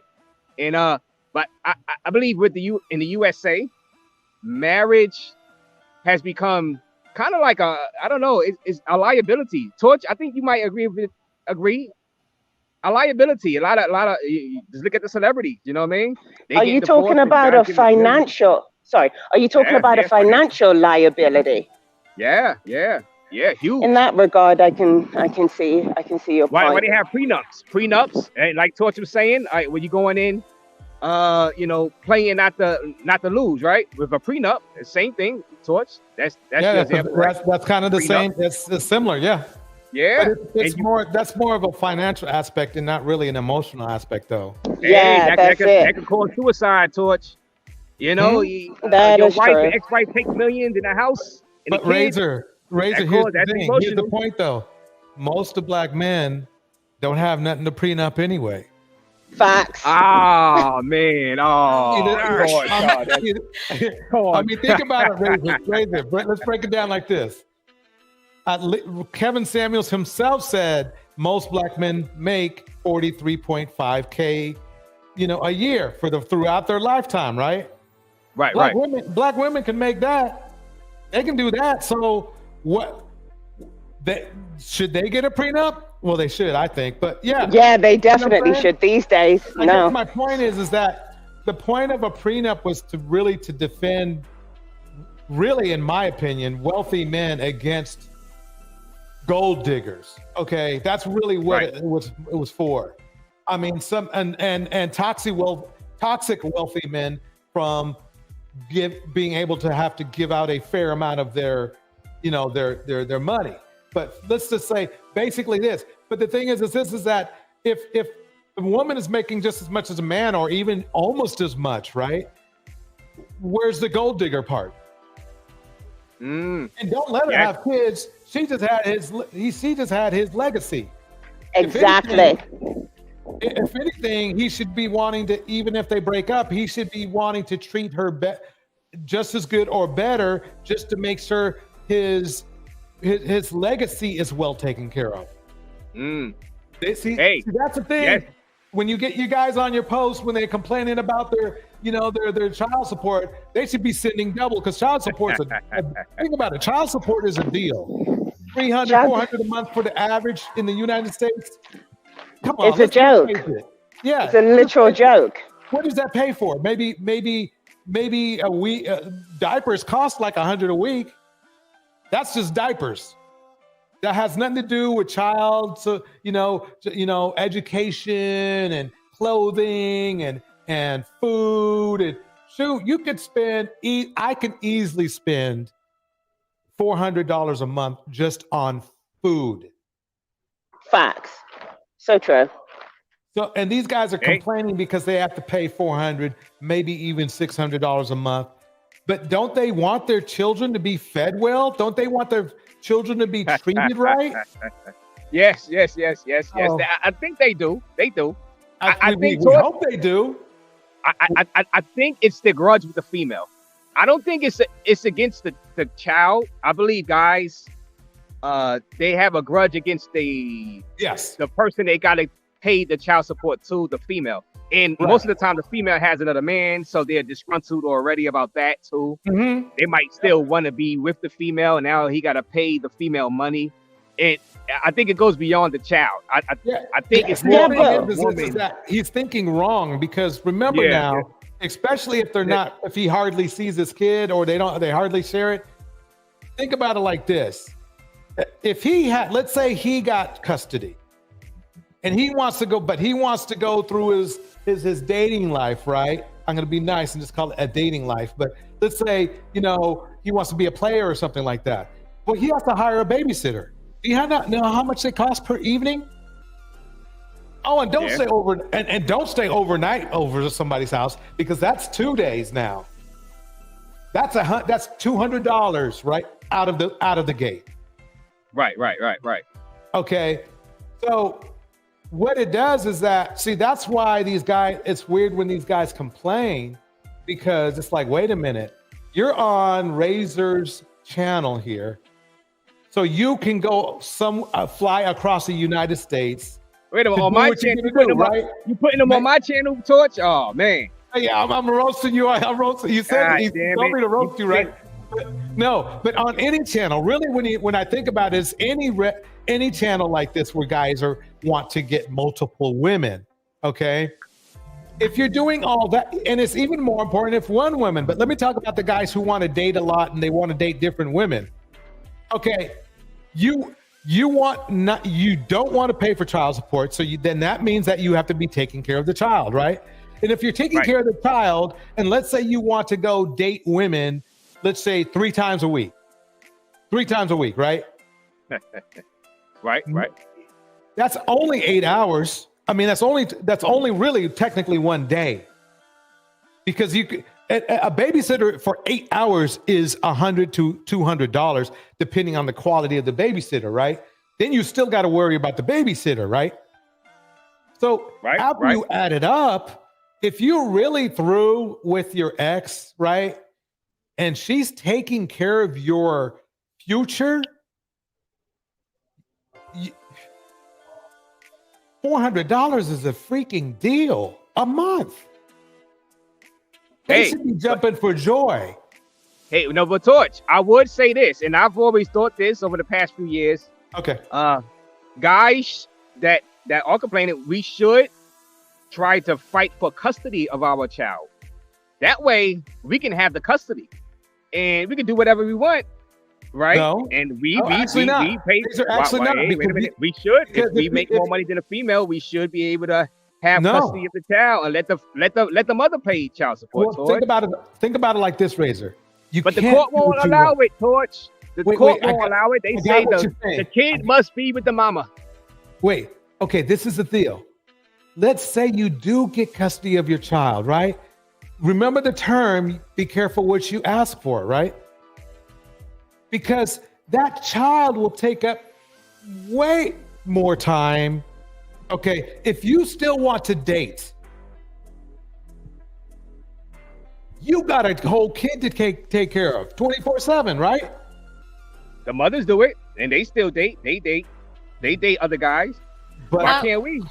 But how Can they doing I it? ask him a question? Sure.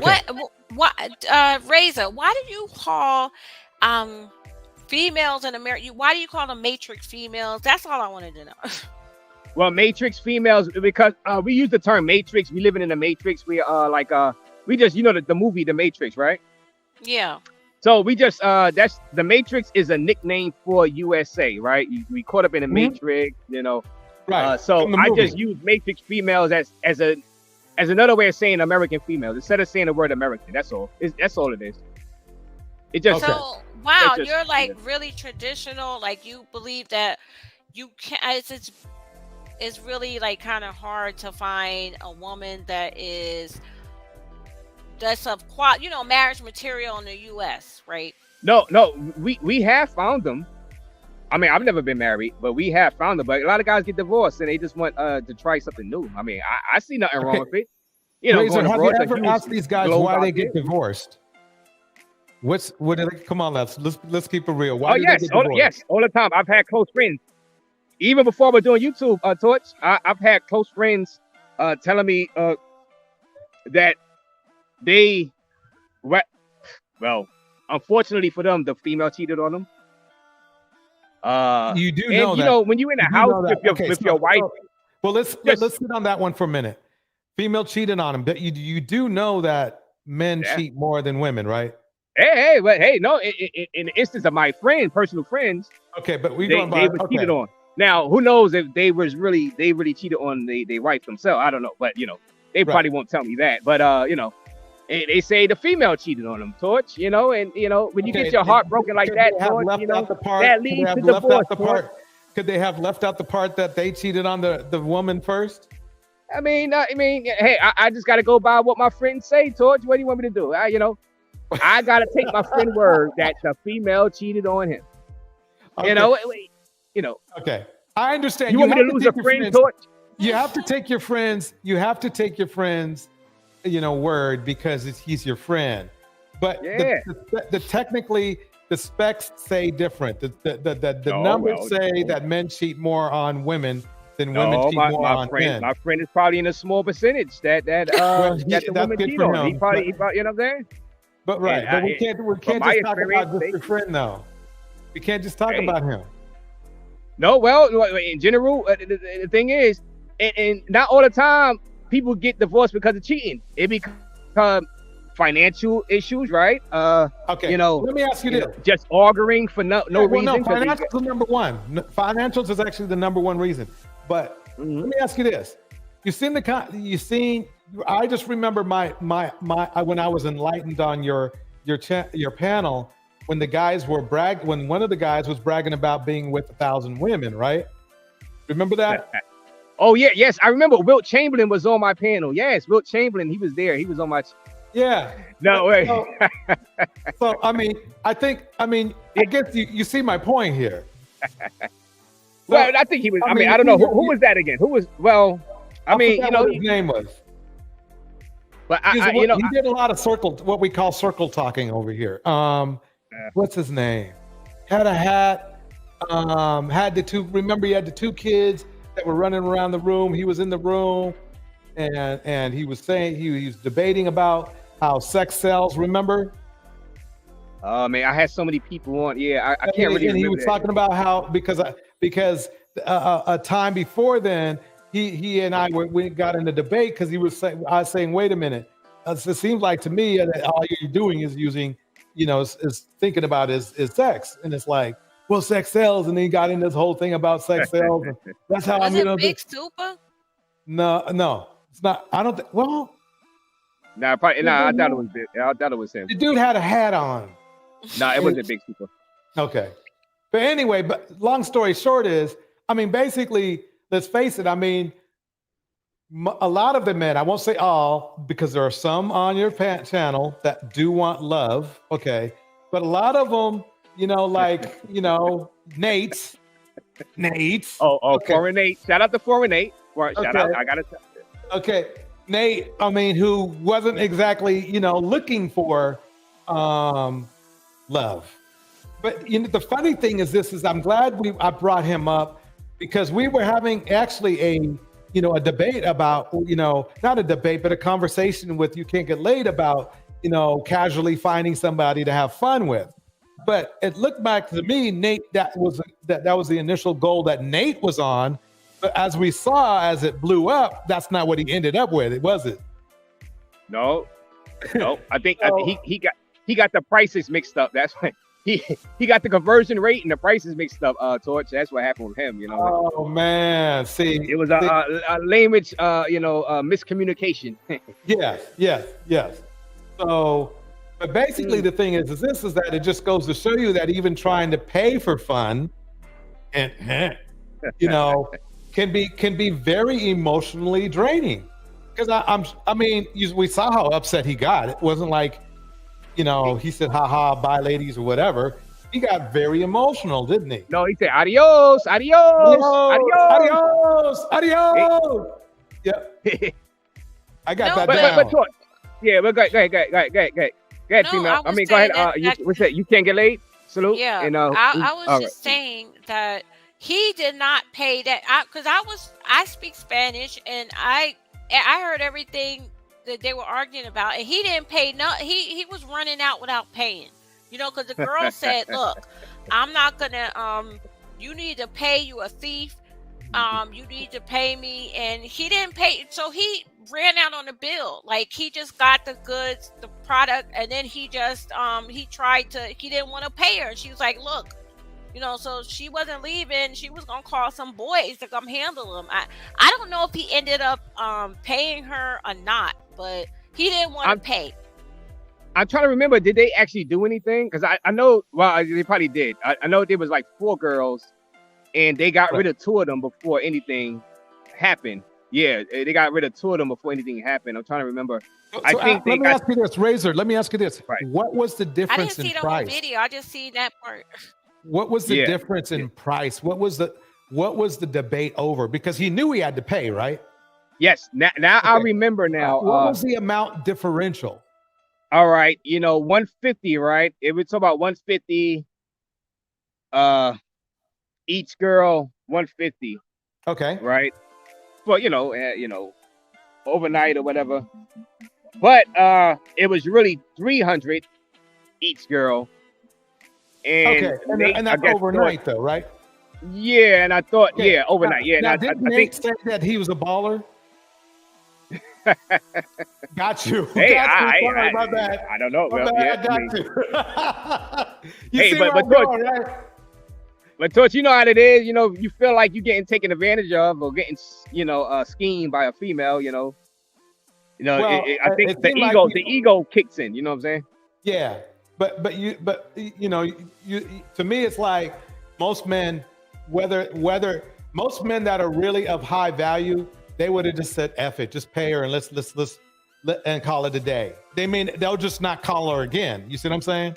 If they really thought they were slighted. But it sounds like to me, he just wasn't financially adept to the exchange rate, as you explained, and still, still he should have had to me, it's like this. Nate should have had the articulation to sit down and the calm and the maturity and the leadership to actually really hash it out. Now, if there's a language barrier, then it's on him.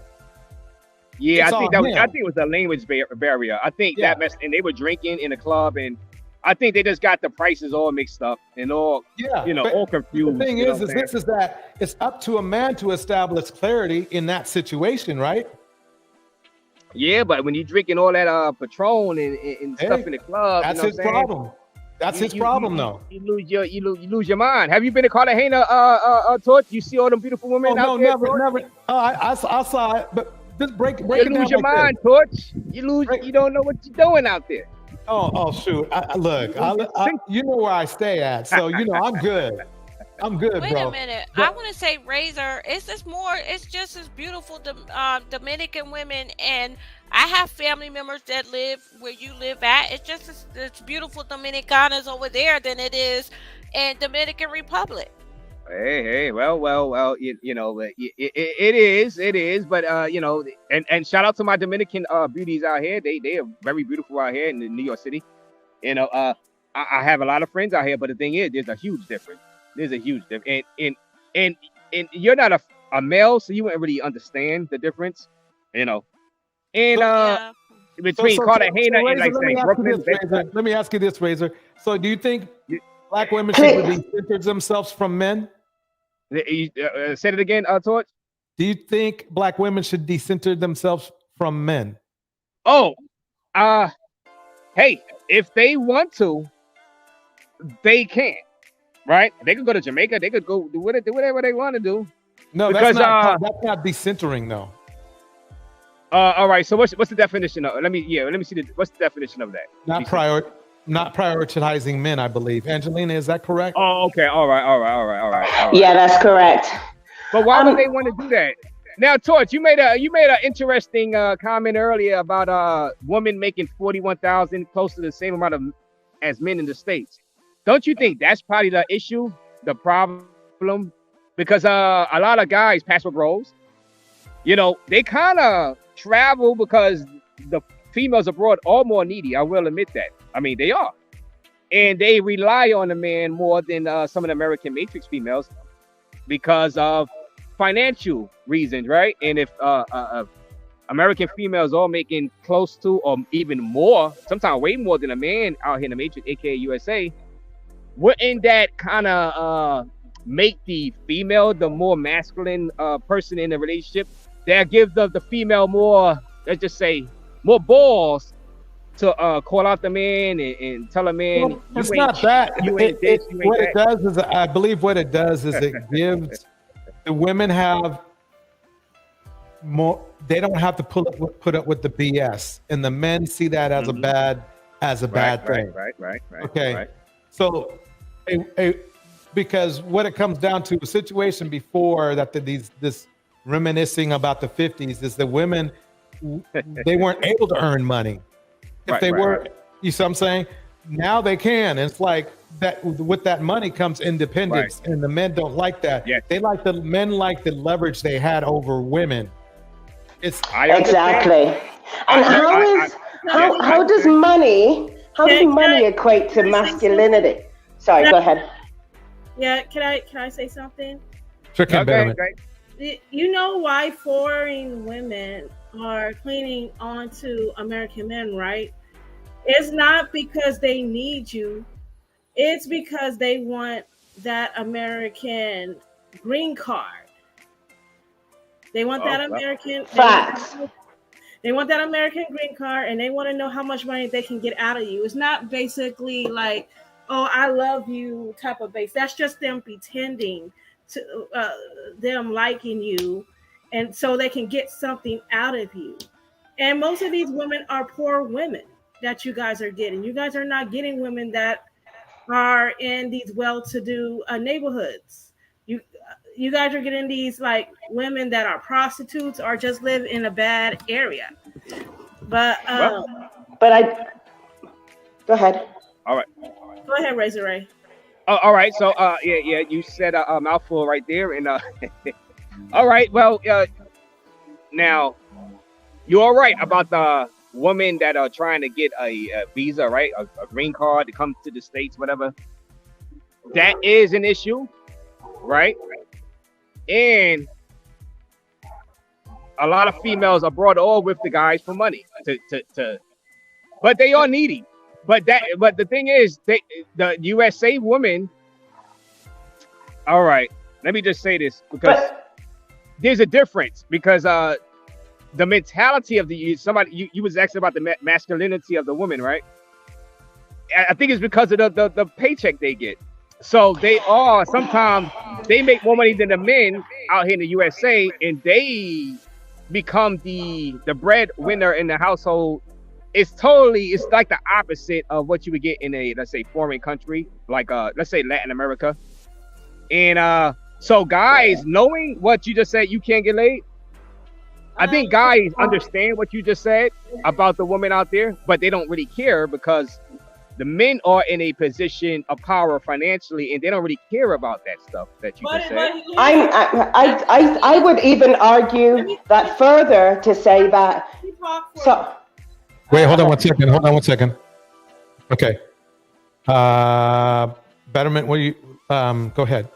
Okay, so basically you guys have a problem with American women making more money than you guys, but do you guys choose that woman knowing that she makes more money than you? Because if you guys have a problem with that, you guys have to look inside yourselves and figure out, okay, what I am doing wrong, why I'm not keeping up with the pace that this woman is doing, because we have needs too as women.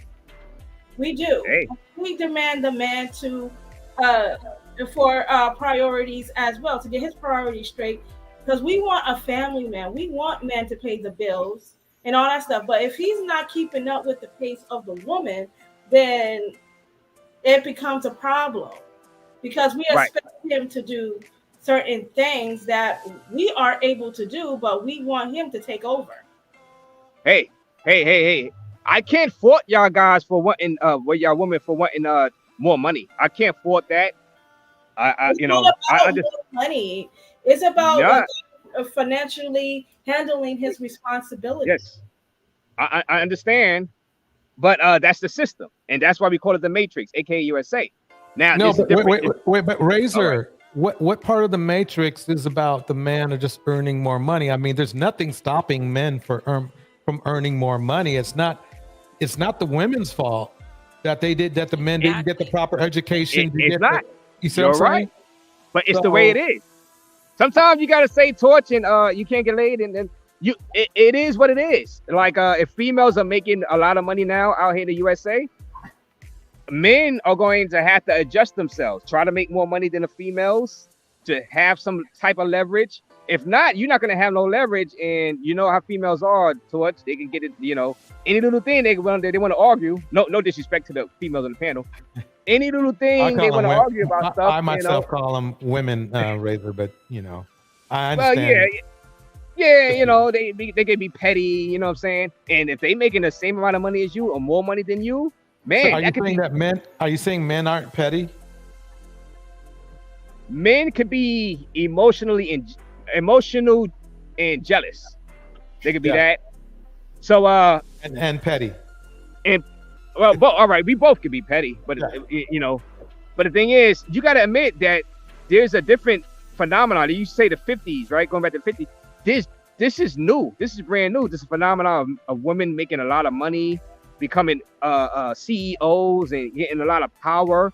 So men in the Matrix, aka USA, we have to adjust So some guys just say, you know what, I'm getting my passport and getting the hell out of here. It's But no isn't disrespect. that kind of like taking your ball and losing, you're losing the soccer game, you take your ball and you kind of leave because you're mad. I mean, that's kind of what it is. You have to admit that's kind of what it is. Hey, Torch. I'm trying to listen. Some guys, like I was saying, I believe men in the Matrix should try to fight for custody of their kids, but will they get the custody? No. The judge is going to give the custody of the kids to the wife. Razor, let's face it. They don't have the money. So unless the woman is unfit to take care of the child, she's getting it. But wait a minute, no, because I see females on public assistance and the male have a job, but the female gets the custody because the judge say that the kid belongs with the mama. Wait, do you know that the father can't give the kid the same amount of nurturing and mama's love? You know what I'm saying? So they don't even go by the finances. It's not only that, but don't you know that 90% of the cases the man by default gave up custody, whether it was they gave up. Torch. They said, you know what? Hey, I give up. I'm getting my passport. God damn it! I give up. I'm getting my passport. Taking care of his kid, he wants to take care of his passport. I agree. No, with. Hey, how can you take care of the kid, Torch, when your baby mama got another man in the house? Now you got to fight the your new baby mama's man. You know what I'm saying? They turning the kid against you. What are you gonna do? I know LW wanted to say something, but I did. Carry on. Angelina, I'm sorry. Go ahead. No, go ahead. No, go ahead. Go ahead. I'm gonna get underneath the light. I'm gonna get underneath the light. I need another beer. God damn it!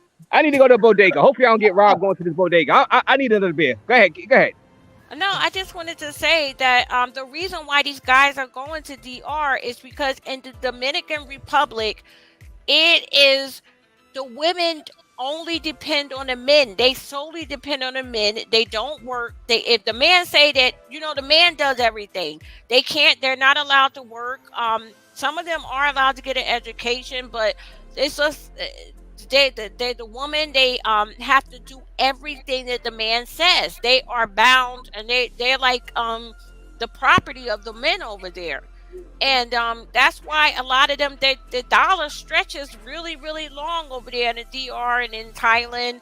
So a lot of these guys, you not think that Razor, that these guys just want control? They want someone to be submissive? Nope, not all of them. No, not all of them.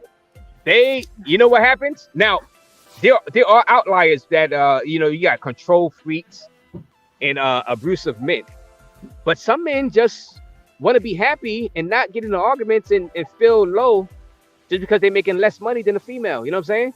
And some females, they can be abusive to men. There are stories, you got stats, Torch, that some females are highly abusive to men, emotionally, physically. Some females beat their man, and I know y'all don't believe it, but they do. You know what the percentage is? I don't have the percentages. I could Google it, but so you've been beat up by a woman. They don't have any official stats on that. I haven't been beat up by a woman, but but I read articles and I've seen it. You know what I'm saying?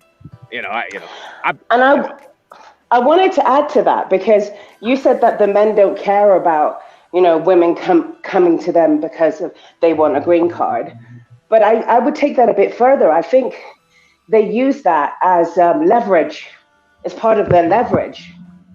It's part of the power that they have over women. It makes them feel like kings. They have something. All right, go ahead. Finish. Go ahead. But I was going to say, because they have something inherently that the woman wants. So I think they're going over there for specifically that reason, not just because women are on lower paychecks, but also because they dominate in that area. Hey, but you like you said, the woman wants it too, right? So both sides are winning. The man gets something out of it and the woman, right? You can't just say just the man getting something out. It's the woman. She has a plan. Yeah, if the man actually gives her, that. How many of those passport bros are going over there and getting married though? Or are they just getting their ish wet? It's like, What is happening? Are they going over there and getting married? I don't think. I don't Yeah, think. why ain't you in the DR? Why aren't you in the DR? You know you like the Matrix females. Don't lie. Hey. No, you know what? I've had plenty Matrix females relationships. You know what I'm saying? I don't really mind Matrix females per se, but overall, I understand why guys would have to get the passport and go explore. You know, it is because they can take advantage of the women. They can present the option of maybe getting that green card and getting her to be easy breezy, and then dip. Okay. You know, it's easy. You can't do that with an American woman. You can't do that. Well, okay. Well, and vice versa. The foreign lady can take advantage of the American male and prey on his desperation of trying to find a beautiful woman, right? His desperation in Latin America. His options as an American man. American male. Wait a minute. As an American man dangling that green card in Latin America with all these beautiful poor women, he's in desperation. Is that what's going on? You have a lot of nice. You have a lot of nice, kind American men that go abroad to try to get easier dates. Let's just say that, and maybe a marriage certificate, maybe with one of the fine Filipinas or Thailand females, or what's the stats on that? But what's the stats on that? They sometimes I don't know the stats. Torch the number guy, but they get taken advantage of. Because they are so kind and friendly, and they say, you know what they say? They say, I cannot get a date in the States because I was too nice. And what they say, nice guys finish last in the States a lot of times, right? A lot of y'all females, y'all like the bad boys, right? So a lot of guys go abroad that the nice guys go abroad. You women are pushing the nice guys abroad. Y'all pushing them away from the States. No, we don't want them anyway. But y'all want the bad boys, and the bad boys are leaving females. Yes, they are leaving. I think that bad boy y'all are running the good guys away. I think that bad boy trope is just a lot of the time an excuse for men who are not willing to be good guys to justify the fact that they're not good guys. Girls only want bad boys. I'm not saying that they don't go for bad boys. I'm saying men saying that as an excuse for why they're not delivering goodness is not valid. That's not an excuse for why you're not being.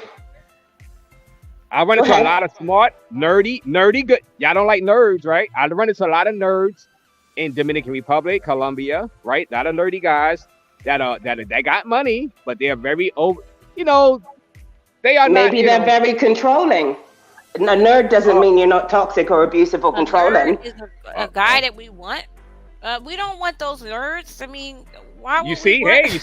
Why you don't want a nerd? He's smart, intelligent. Because he's a nerd. Got a good job. Wait, Razor, I've been to your room, bro. It's not full of geeks. I know that.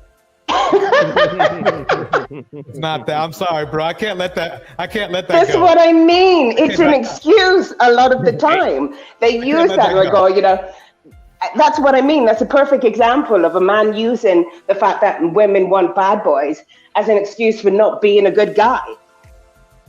Wait a minute. No, but all right. So what makes the guys traveling abroad bad guys? I don't believe they're bad guys. Okay. Razor, it's like this. Remember when we were trying to come up with the definition for a Pookie and a Ray Ray? Remember that? Right. Okay. And did you see how people were circle talking around?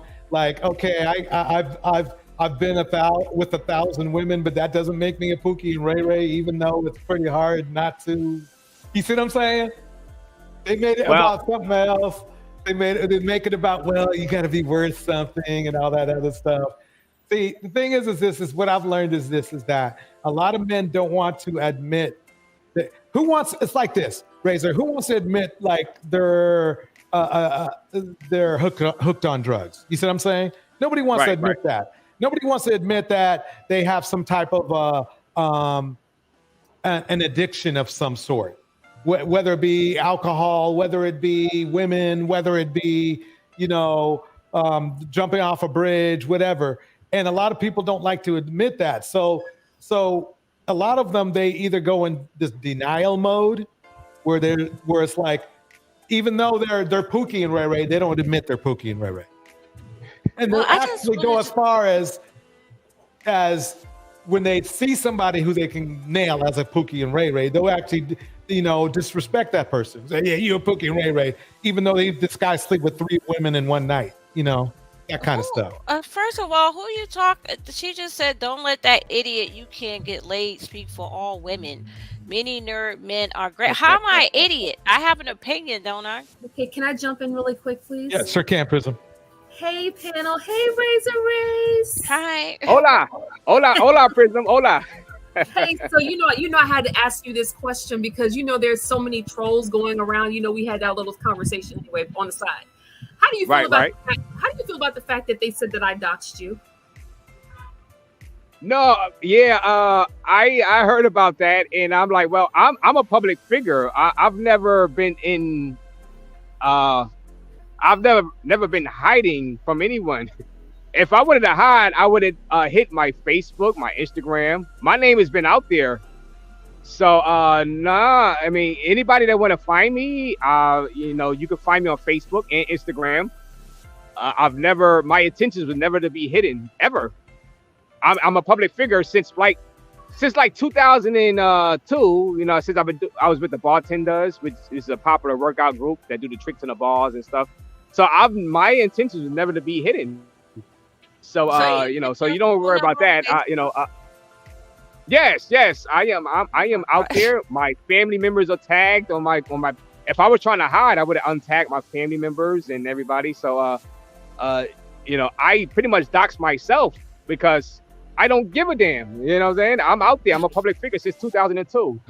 My intentions was never to be private. That's why I'm out here on social media. The funny thing is, the person who tried to create this whole illusion that I doxed you, I gave them the name. I think you already know because we've been talking behind the scenes, was Raymond Penn. I think other people had told you as well that they saw the conversation, and that wasn't even your real name. Your real name is not Raymond Penn. So we're gonna leave it like that. But like you were like, no, it's very close though. But yes, right, yes. But it was never my intention to hide my real name. I used to have my real name on my Facebook and my Instagram, but I changed it because I thought Raymond Penn sounded more cooler. I was trying to get into acting. I was trying to be like Sean Penn. That's the only reason. But everybody knows who I am. They know who I am. Penn. Yes, right. It doesn't matter. Wow. Okay. Yeah. Let me do a quick commercial break. Tuesday, we have Circle Talk right here, 4 p.m. Bay time. That's California time. Right. Come check it out. Okay, go ahead, guys.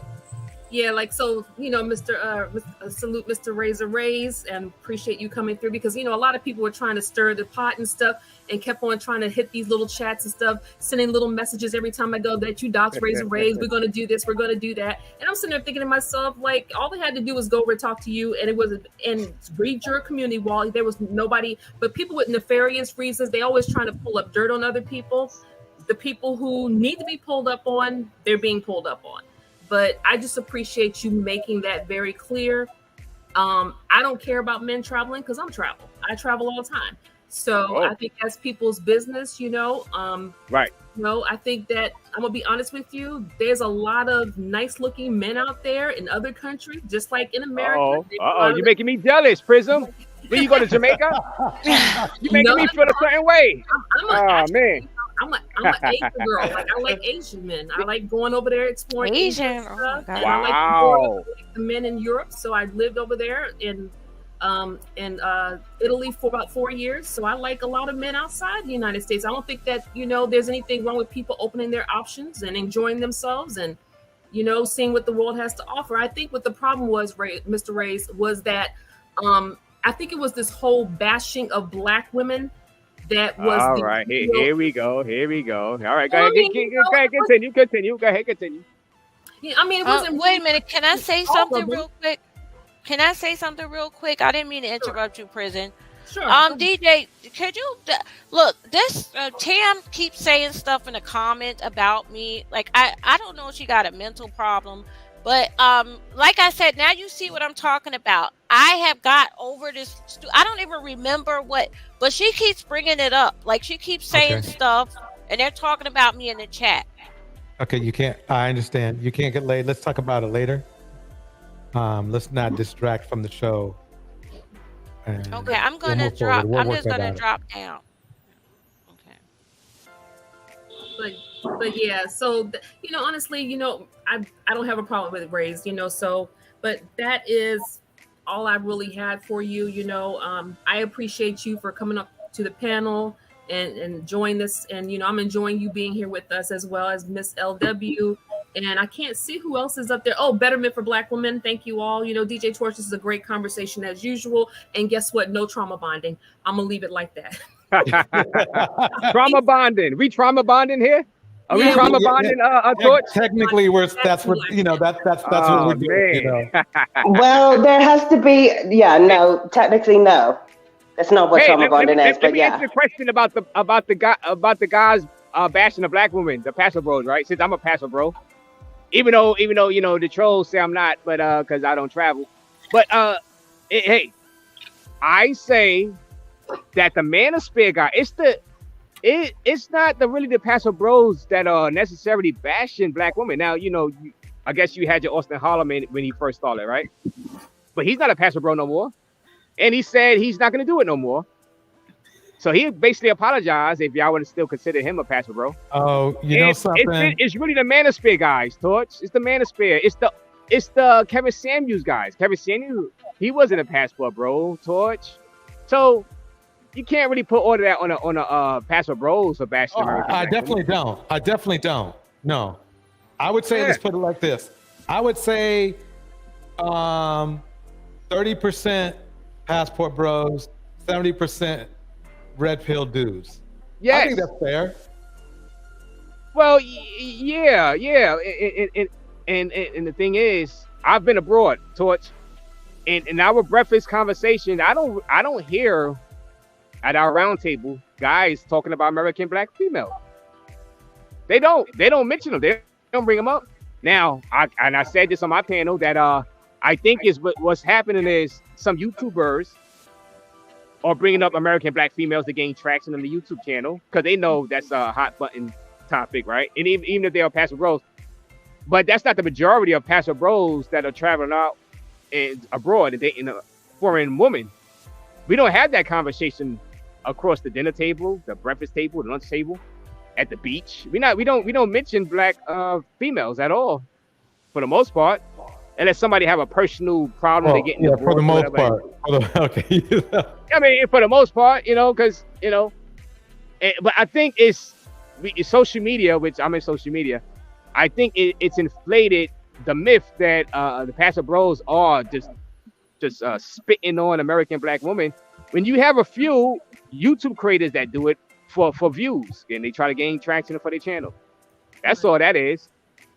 Well, you know, and y'all use that one person, those few YouTube creators, as the lightning rod, and you say that they speak for all the pastor bros.